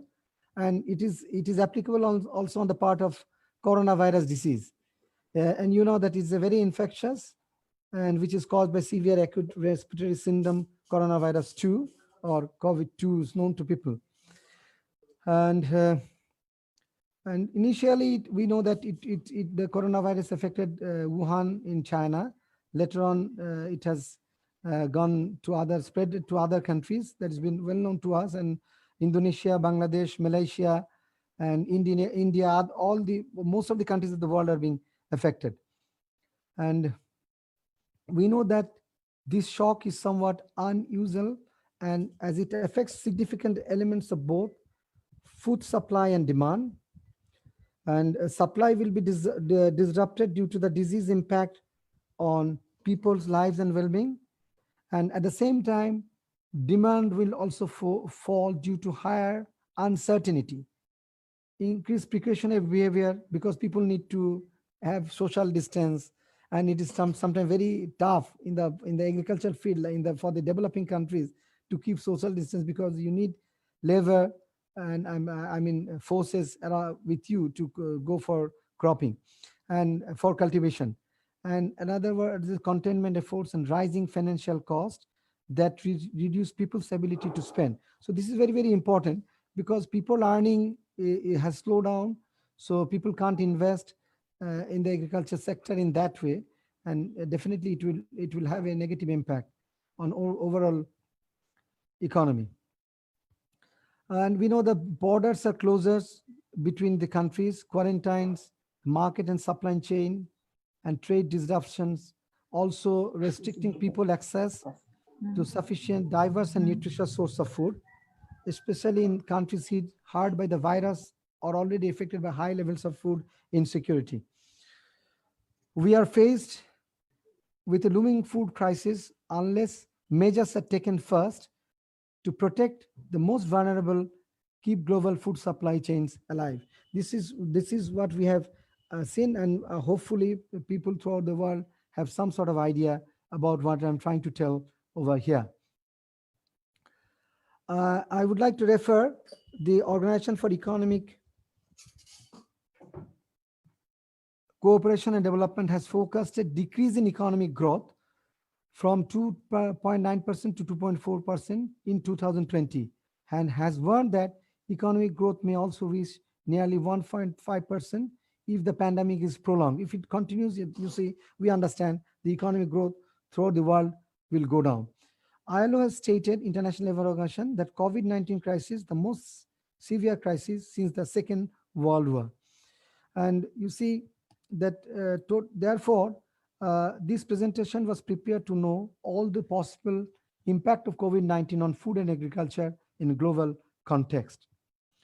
And I'm showing some figure, distribution of additional numbers of poor by region and contraction scenario. Reference is given over there in the down the line. And population, though throughout the world the population is increasing, but the land is decreasing at an alarming rate. At least 90 billion people are added to the world population annually, and this global population will reach more than 14 billion by the year 2050. And we tried to show you some of the things through our slides, and you can look into it over here. We are bringing, sorry, let me go back to the earlier slides. You see, arable and forest lands are decreasing due to urbanization and infrastructural development. Production potential of agricultural land are constantly degraded due to natural and man-made factors, and technological development are taking place to increase agricultural production from the shrinking and degrading lands for feeding the booming population. So, all right, lands are decreasing, it's true, because of the urbanization and development process, but at the same time, because of the technological development, we are not facing severe or acute food crisis, because we can utilize our lands properly and effectively. And we are seeing some sort of table I'm presenting. I will just go, I will skip it, and you'll find out in the main slides. And globally confirmed case and deaths due to COVID-19 that I have presented over here.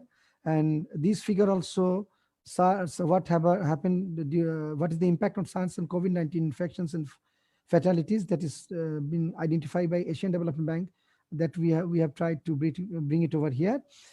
And you see, there are several sources of effects over the global economy. First, markets are more integrated and interlinked with Chinese economy, and that which contributes 16% to the global gross domestic product, GDP.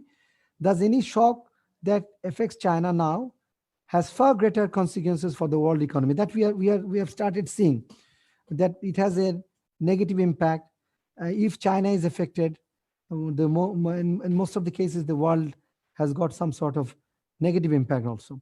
Second, the supply shocks due to morbidity and mortality, but also the containment efforts that restrict mobility and higher cost of doing business due to restricted supply chains and tightening of credit will affect economies, leading to a reduction of economic growth or an economic recession. You see, everybody, IMF, World Bank, everybody is telling about the economic recession that is coming.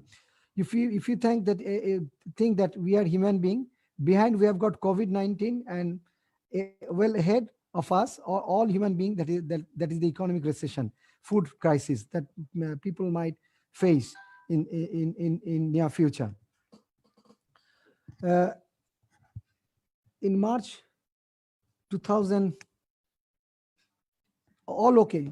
In March, the OECD cuts its forecast for global economic growth in 2020 from 2009% to 24%, which would be the lowest level since the financial crisis a decade ago. And there is a warning that a prolonged and more intensive coronavirus epidemic could even halve this figure to a more 1.5%. So you see the focus that is being given by OECD is clearly evident to us that if it continues, and if what we are learning from the WHO, World Health Organization, that the COVID situation might be more dangerous in the coming days. If it is correct, if this prediction is correct, then you see the OECD, what they have identified in global economic growth will definitely go down. So what we are going to face, that is only known to Almighty. I don't know. Third, the demand will also fall due to higher uncertainty, increased precautionary behavior, containment efforts, and rising financial costs that reduce the ability to spend, that I have mentioned also in my earlier slide. Finally, there is a significant devaluation of the exchange rate with respect to the US dollar, which will also affect the import dependent countries. Those countries are import dependent, and so they will have a negative impact on the overall of their own economy because of the devaluation of exchange rate with reference to US dollar. Global food markets are not immune to these developments. However, they are likely to be less affected than other sectors that are most exposed to logistical disruptions and weakened demand, such as travel, manufacturing, and other aspects. Now, I would like to mention about the impact of COVID in agricultural sector. Agriculture development is very important, for improving food security and nutrition.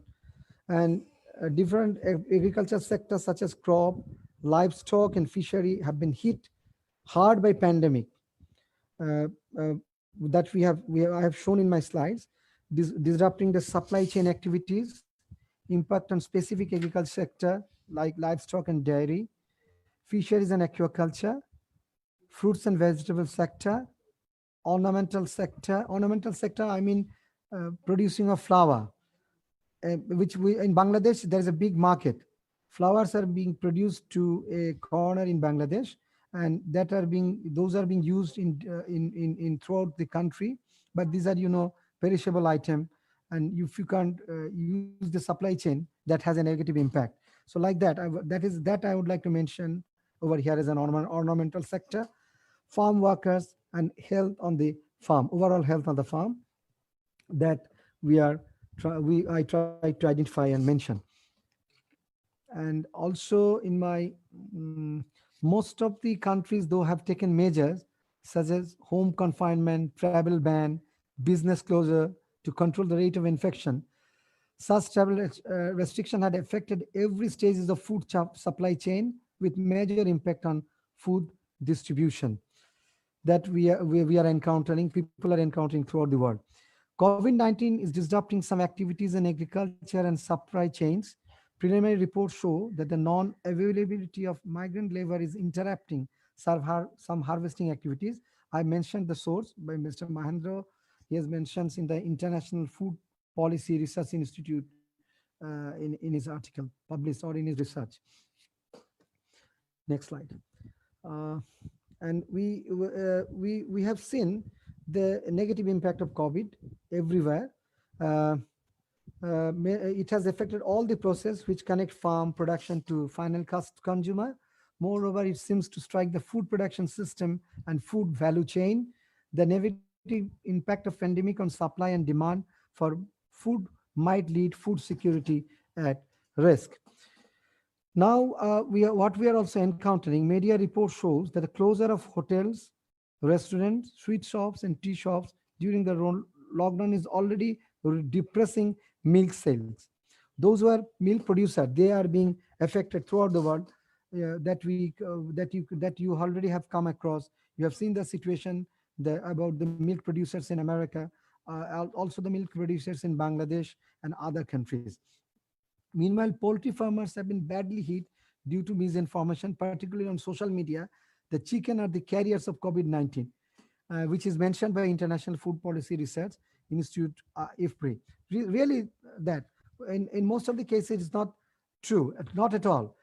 But the media has brought it and it had a negative impact on the poultry. that we have seen throughout the world, everywhere.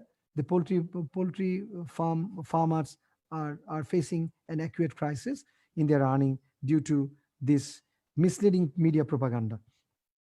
And here you have seen the travel restriction and other things that we have. That the figure shows COVID-19 affecting average stage of food supply chain with major impact on food transport and distribution. That I wanted to bring and show you over here through these slides, and you have seen it.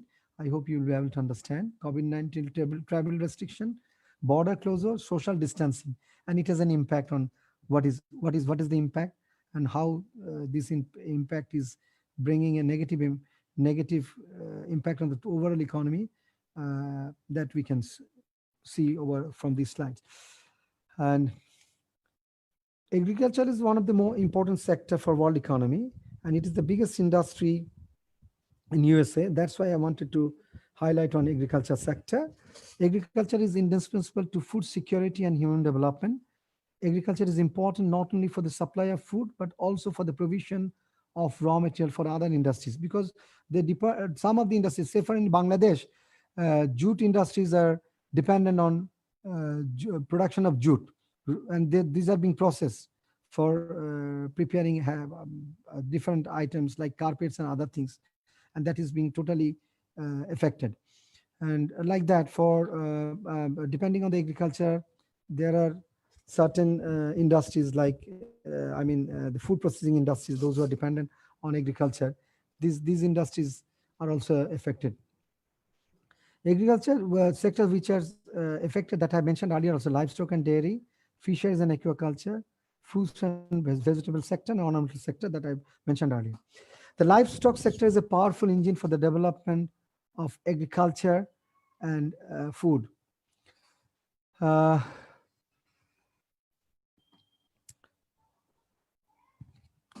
And you see the supply of milk and dairy products has been hit drastically by COVID-19 that we have mentioned earlier. In China, COVID-19 has caused higher impact on livestock farming due to limited access to animal feed and shortage of labor. Travel ban in many countries has affected delivery of breeding stock of poultry. The International Poultry Council has warned that there will be no breeding stock and hatching eggs if such travel restriction is prolonged. So we have seen the concern of like the milk producer associations, farmers associations, poultry associations, and International Poultry Council. They have also already mentioned, they have already told us what will be the total impact. And World Farmers Organization also mentioned about all those things. And we can see the US farmers have enjoyed strength in the economy, but now also paying the price of this pandemic when it comes to dairy products. That is also due to the lockdown of industry processing dairy products that are reducing their buying pattern, which is making price going down, bringing huge costs for the farmers. For example, I mentioned earlier that, for example, farmers in the USA were invited to dump their milk because of the lack of buyers that we have mentioned earlier. This same situation applies to developing countries like Bangladesh and other parts of the world, India, Sri Lanka, where people were affected, except Vietnam. Vietnam has, and the New Zealand has very dramatically were able to, minimize the COVID-19 situation over there.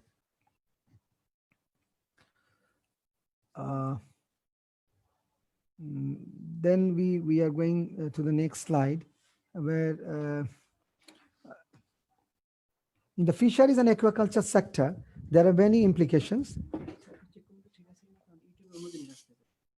Hello? Hello? Connection is so short.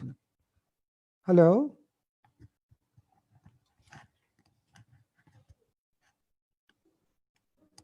Okay.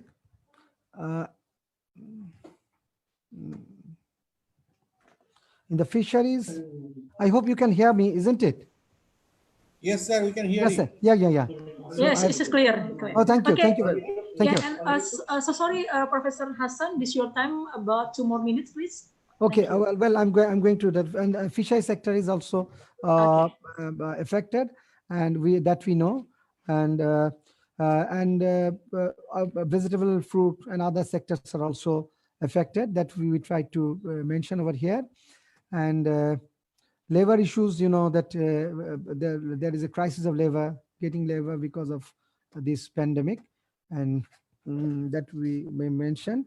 Different countries have taken specific measures to overcome the crisis. Canada and China, also Egypt, El Salvador.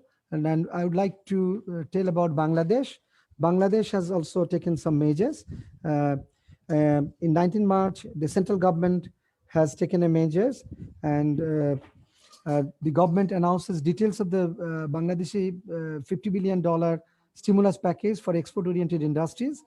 And the Prime Minister also on 5th April announces another stimulus package of BDT 677.5 billion for 4 programs for increasing public expenditure, formulating a stimulus package, widening social safety net coverage, and increasing monetary supply, which you can see that is also in the KPMG.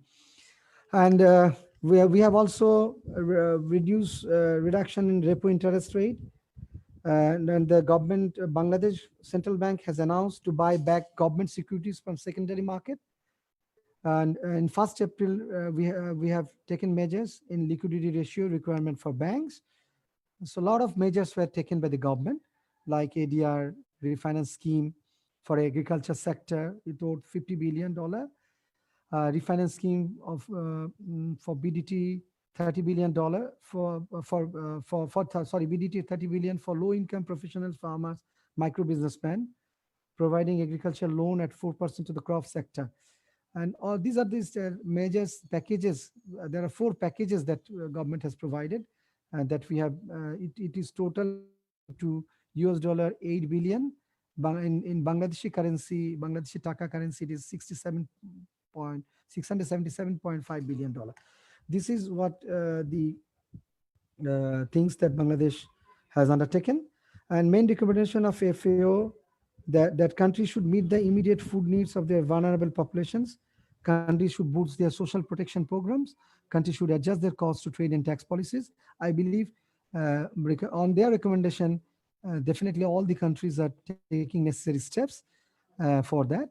And measures that to be taken is cropping intensity should be increased, fallow lands should be used, government should promote trade by avoiding export bans and import restrictions, vertical agriculture should be applied, mechanization should be applied in agriculture where necessary, set up and suitable supply chain. These are the recommendations, measures that we believe. And another thing, that hybrid varieties should be there in order to meet the food demand of the populations. This is, and conclusion, I would like to say, the food and agriculture are not outside the impact of COVID-19. Crop, livestock, and fisheries have been affected by this pandemic. So precautionary measure has to be undertaken in order to avoid a crisis by all the countries throughout the world. Thank you very much to the moderator for allowing me to present this before the August gathering. I'd like to thank Patpetani University and Lincoln University College for inviting me to be a speaker. Thank you all. Thank you so much. You're very welcome, Professor Hassan, for your presentation. It's really good share to everyone to know about how about the budget, and also for everything to adjust this our life and new normal era. Okay, everyone, thank you for your patience, because this is already almost at 4 p.m. right now, so we should end our webinar, but because still have some question we got from the participants, so we'll continue for the next section. This is a discussion section. So before that, our respect to all our speakers and all the participants on Zoom, YouTube, and also Facebook, who still keep joining us on this webinar. And yeah, so right now also in some areas in the Eastern Indonesian time, this already like evening, this already like afternoon. So we do apologize about that. And then you can also still join us in our YouTube later in the for the recording. And then please, yeah, don't forget to fill in the form for the webinar survey and also for the attendance list. It's already shared by our committee. You can check in chat space on Zoom and also YouTube and also from Facebook. Thank you. And then, so now we'll enter the discussion session. I would like to invite all the participants to involve the discussion. So maybe because about the time, we just range about, yeah, just say maybe 20 or 30 minutes. So sorry about that. Some of you can ask directly to the speaker by clicking the raise hand button, and moderator will point you to deliver your question directly to the speaker. Please mention your name, your organization, and country or city. Ask short question and mention the speakers you want to answer your question. The participant also can write your question on the chat space on Zoom, YouTube, and Facebook. We already got a lot of questions.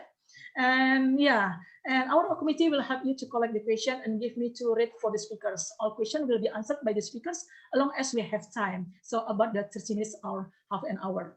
Okay, so we can start for the discussion. I will invite maybe one or two speakers here. Please raise your hand from the Zoom. Okay, I will see here. Any? Yeah, the name. Yeah, okay, let me see. I can see. Oh yeah, okay. No, this from the directly asking from directly. Yes, name. Okay, let me see here. Okay. While waiting for the here is the question. Okay, waiting for the participant asking directly to the speakers. So here we get a question from Iis Yuanita from Palangkaraya. Hello, Miss Iis from the Central Kalimantan. Okay. Yeah, dear Dr. Sandip, thank you for your presentation. I would like to ask you when we get our Scopus ID after our Scopus journal published for the first time. Thank you. Yeah, this is question to Dr. Sandip. Please, Dr. Sandip. Dr. Sandip? Yes. Can you hear me? Okay. Yes, it is a very good question. After the Scopus publication, usually they send the names to the Scopus. Yeah. And Yes. after it will take 1 or 2 months. It depends upon the journal when they are sending the names. So within 1 or 2 months, and it is in the Scopus. And as soon as it is Scopus, you can visit the paper will come to your profile. And the last affiliation will be displayed in your profile. Okay. Any other question? Thank you, ma'am. Okay, thank you, Dr. Sandip. And then this another question from let me see. This is from Yusuf Wangsang Padang. Yeah, this is from UPP from Bengkulu here. Oh no, he mentioned about UPP Rejang Lebong Bengkulu is very excellent and amazing. Oh, thank you so much. It's your your compliment. Okay, so his question also to Dr. Sandip. COVID-19 vaccine has not been found, and living in old house will be a financial problem for entrepreneurs. How is the government's lazy strategy in resolving problems issued just normally must be carried out for normal, even though COVID-19 cannot be eradicated? Endro from Endro Nurwantoko. Oh, sorry about that. From Yusuf, just compliment, and then the last patient this come from Endro Nurwantoko. I don't know this from the city, but he just shared his email endronurwantoko@gmail.com. Thank you, please, Dr. Sandip. Okay, can you understand this for his question? Okay. Yeah. Please go ahead. Okay. Can you hear now? Okay. Yes, I understand that he is telling that means he or she, I don't know, but she is telling that why the government not taking quick action on the economy and etc. As I just now told that before December or last year 2019, we don't know about the COVID-19. It is a new strain of COVID virus and it attacks in 2019 end to it is fast. We found it in China, then Singapore, then other countries one by one. So that time we are unaware about the total means affected or ness of the infectiveness of the virus. We don't know the nature of the virus at all. So that time we are thinking that we are in hot country, we are not affected. The cold country, it is winter season in China, so it is affected. The people are affected much there. So we are not aware. So WHO, we trying. It is not that easy that we develop a drug within a 1 year or something. A drug development or vaccine development needs 15 to 20 years time. If we have a ready-made drug, approved drug, we can try it on the disease, but it does not mean that it can cure immediately and we can develop a vaccine in a miracle time. Like we know dengue virus. Dengue is long time associated with us. It is also an RNA virus. We even cannot develop a vaccine because the changing nature of the virus.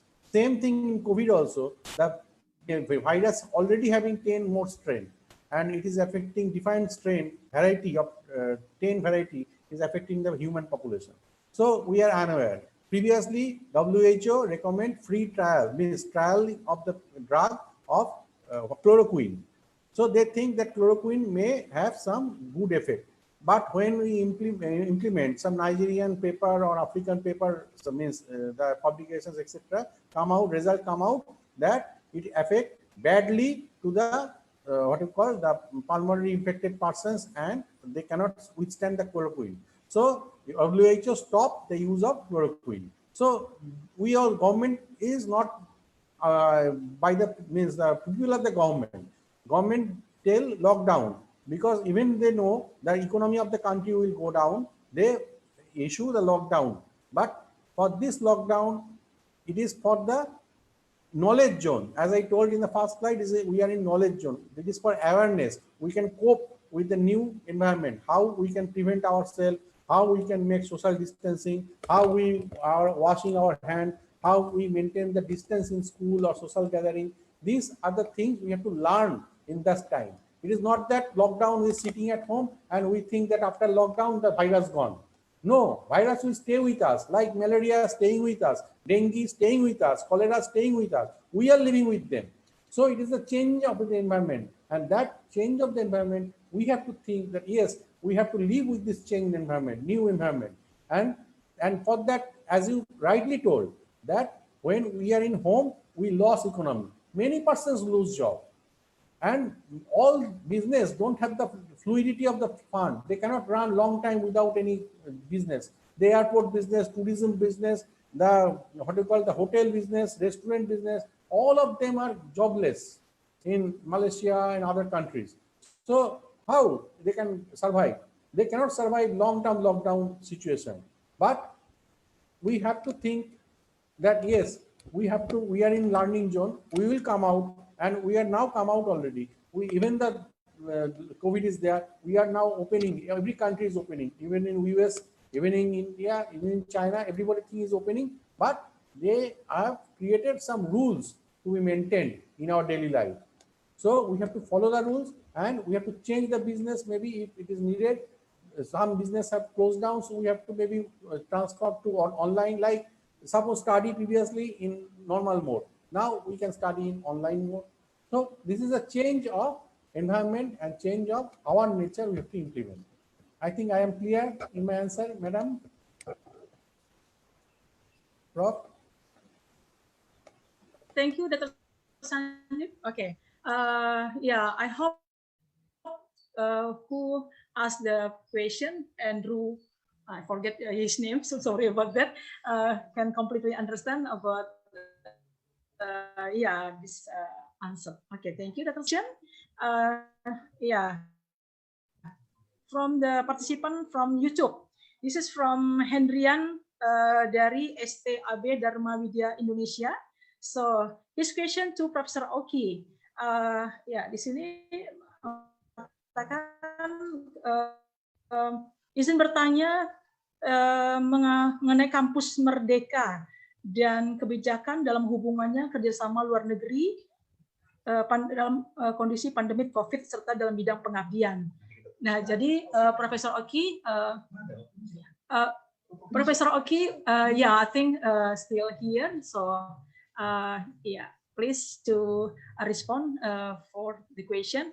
So, yeah, this is a question from Hendrian asking to the Professor Oki about Indonesian government policy about the Freedom Campus related to the policy, national policy about this the international relationship related to pandemic COVID-19 and related to the kan Profesor Oki, kalau masih join di sini mungkin bisa menanggapi.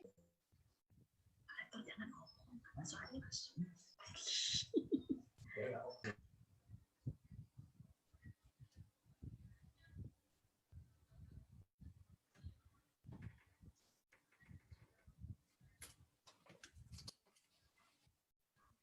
Okay, so while waiting for Professor Oki to respond with the question, so another question from Inaya, also from Rai, Professor Ibit, tentang pembuatan hand sanitizer dari bahan arak Bali yang from Inaya to Professor Rai about how to make it hand sanitizer from the local material from Bali. So, bersama kami.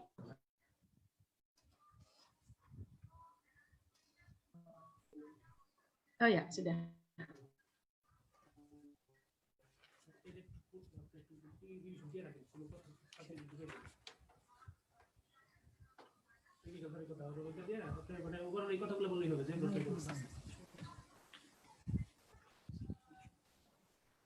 Oke.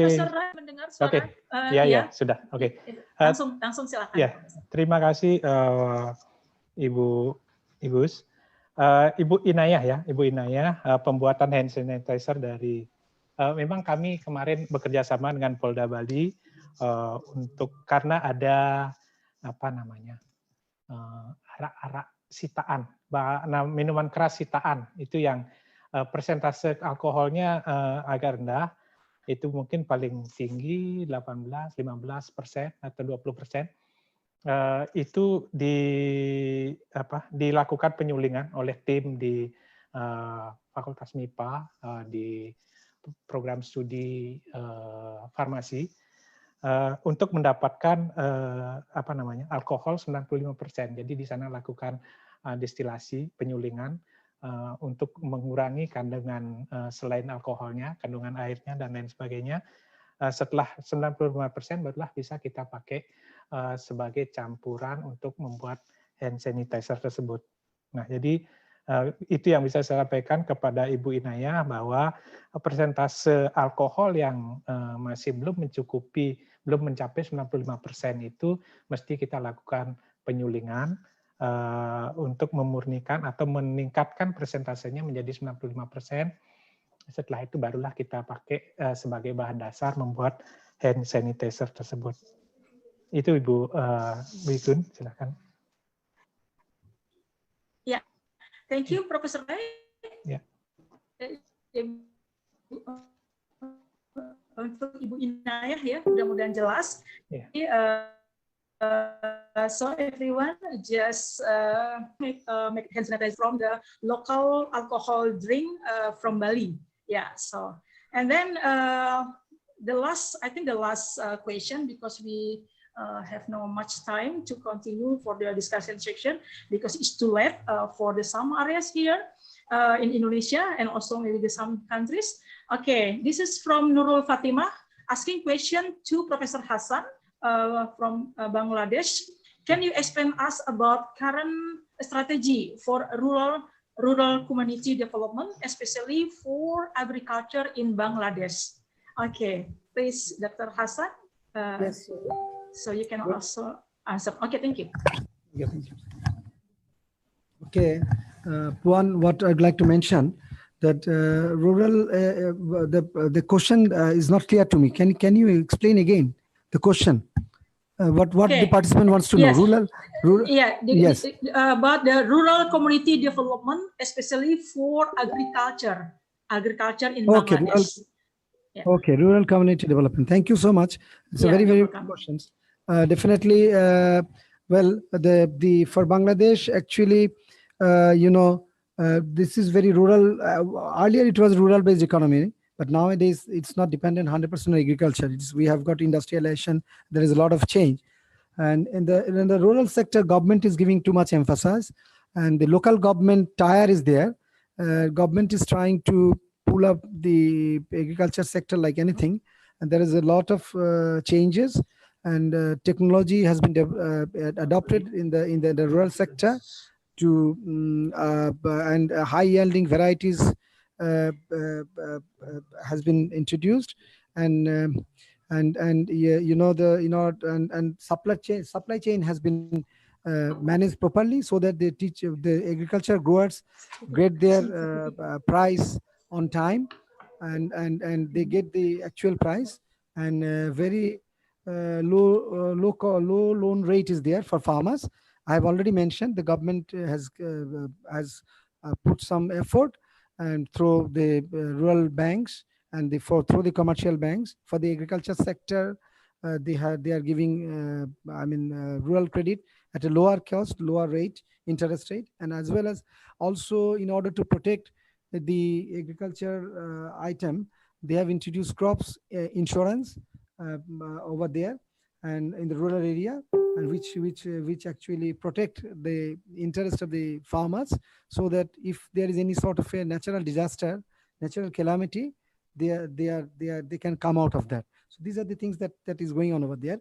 And we have also specialized agricultural bank. One is Bangladesh Krishi Bank, and another one is we called it Rajshahi Krishi Unnayan Bank. These two banks are financing the rural farmers like anything, and by this way, the government and the private, as well as the private sector NGOs, also contributing for the rural people, for the rural farmers. Thank you so much. Any question?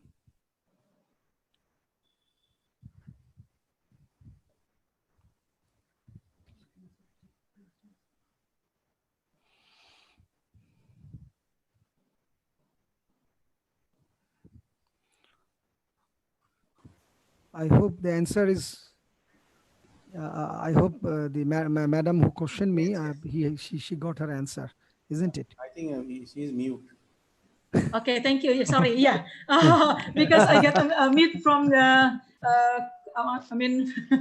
From the committee here. Okay. Yeah, okay, I think from this I forget this her name who asked Professor Hassan about the question. I think she still join us and then completely understand about the explanation. Thank you, Professor Hassan. Thank you so much. Thank you. Yeah, you're very welcome. So this is already 16:09.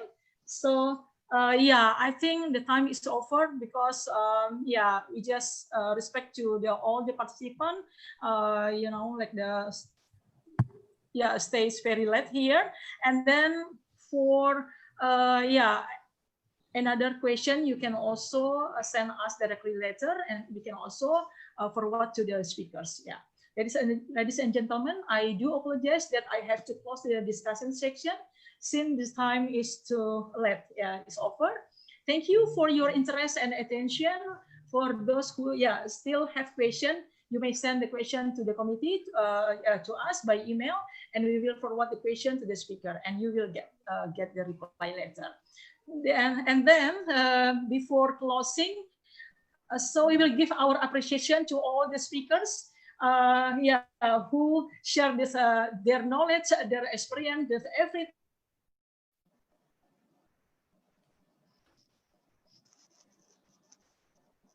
To create this our ideas, our creativity, or any research and community service to help our people. So yeah, right now we will see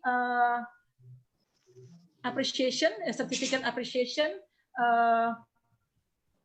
to the speakers. Okay, first, yeah, we give to Professor Aki. I think he's yeah, not here. Yeah, it's okay. Just so thank you very much to Professor Oki.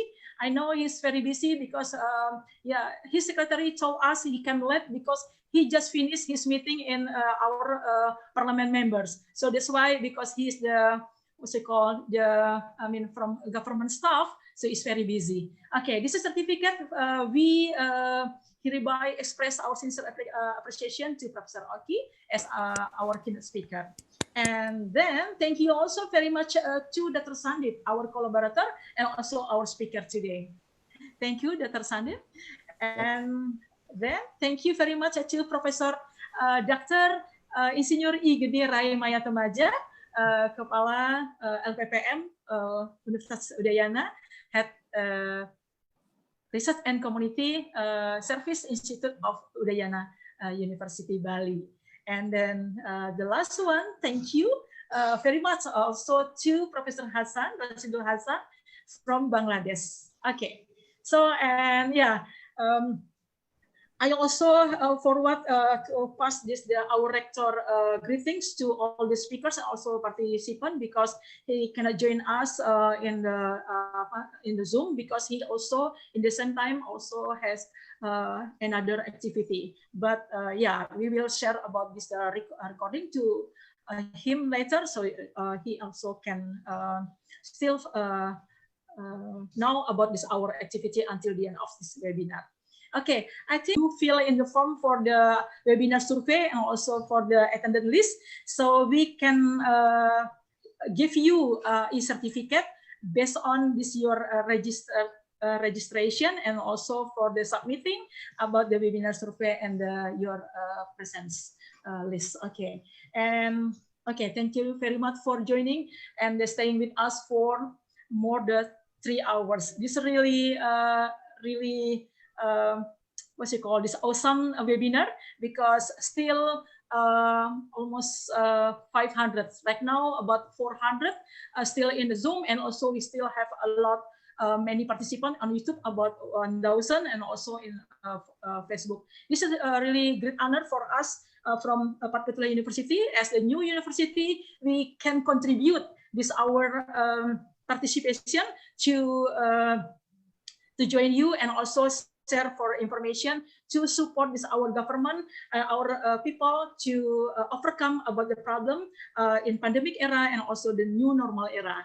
Okay, thank you very much. And then we do appreciate it about this your patience to still keep staying here. We do apologize for any inconvenience to serve you and organize the webinar. We wish you had a great time. Okay, see you in another occasion, everyone. Okay, bye-bye. Assalamualaikum warahmatullahi wabarakatuh, and a very good afternoon. Thank you. Terima kasih, Ibu. Sama-sama. Terima kasih semuanya. Thank you, Profesor Hassan. Thank you, Pak Rai, Profesor Rai. Thank you, Dr. Sandip, dan semua teman-teman, rekan-rekan dari seluruh Indonesia. Maaf saya tidak sempat menyapa satu persatu. Terima kasih sudah bergabung bersama kami, baik di YouTube, di Facebook, dan tentunya juga from the some countries also. Thank you for joining us from India, from Malaysia, from Thailand, and many countries. Okay, thank you. See you and next meeting. Bye bye. Thank you. Thank you, Puan, for your kind presentations. For your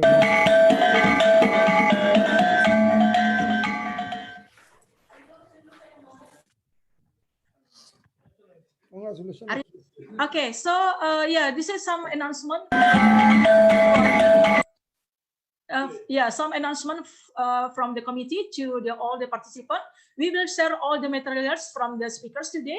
Please be patient. We will share for the link to you can also access to the material, and also for the certificate we will share you within 7 days. So please be patient and also keep in touch with us on WhatsApp group and also this our social media. Thank you so much.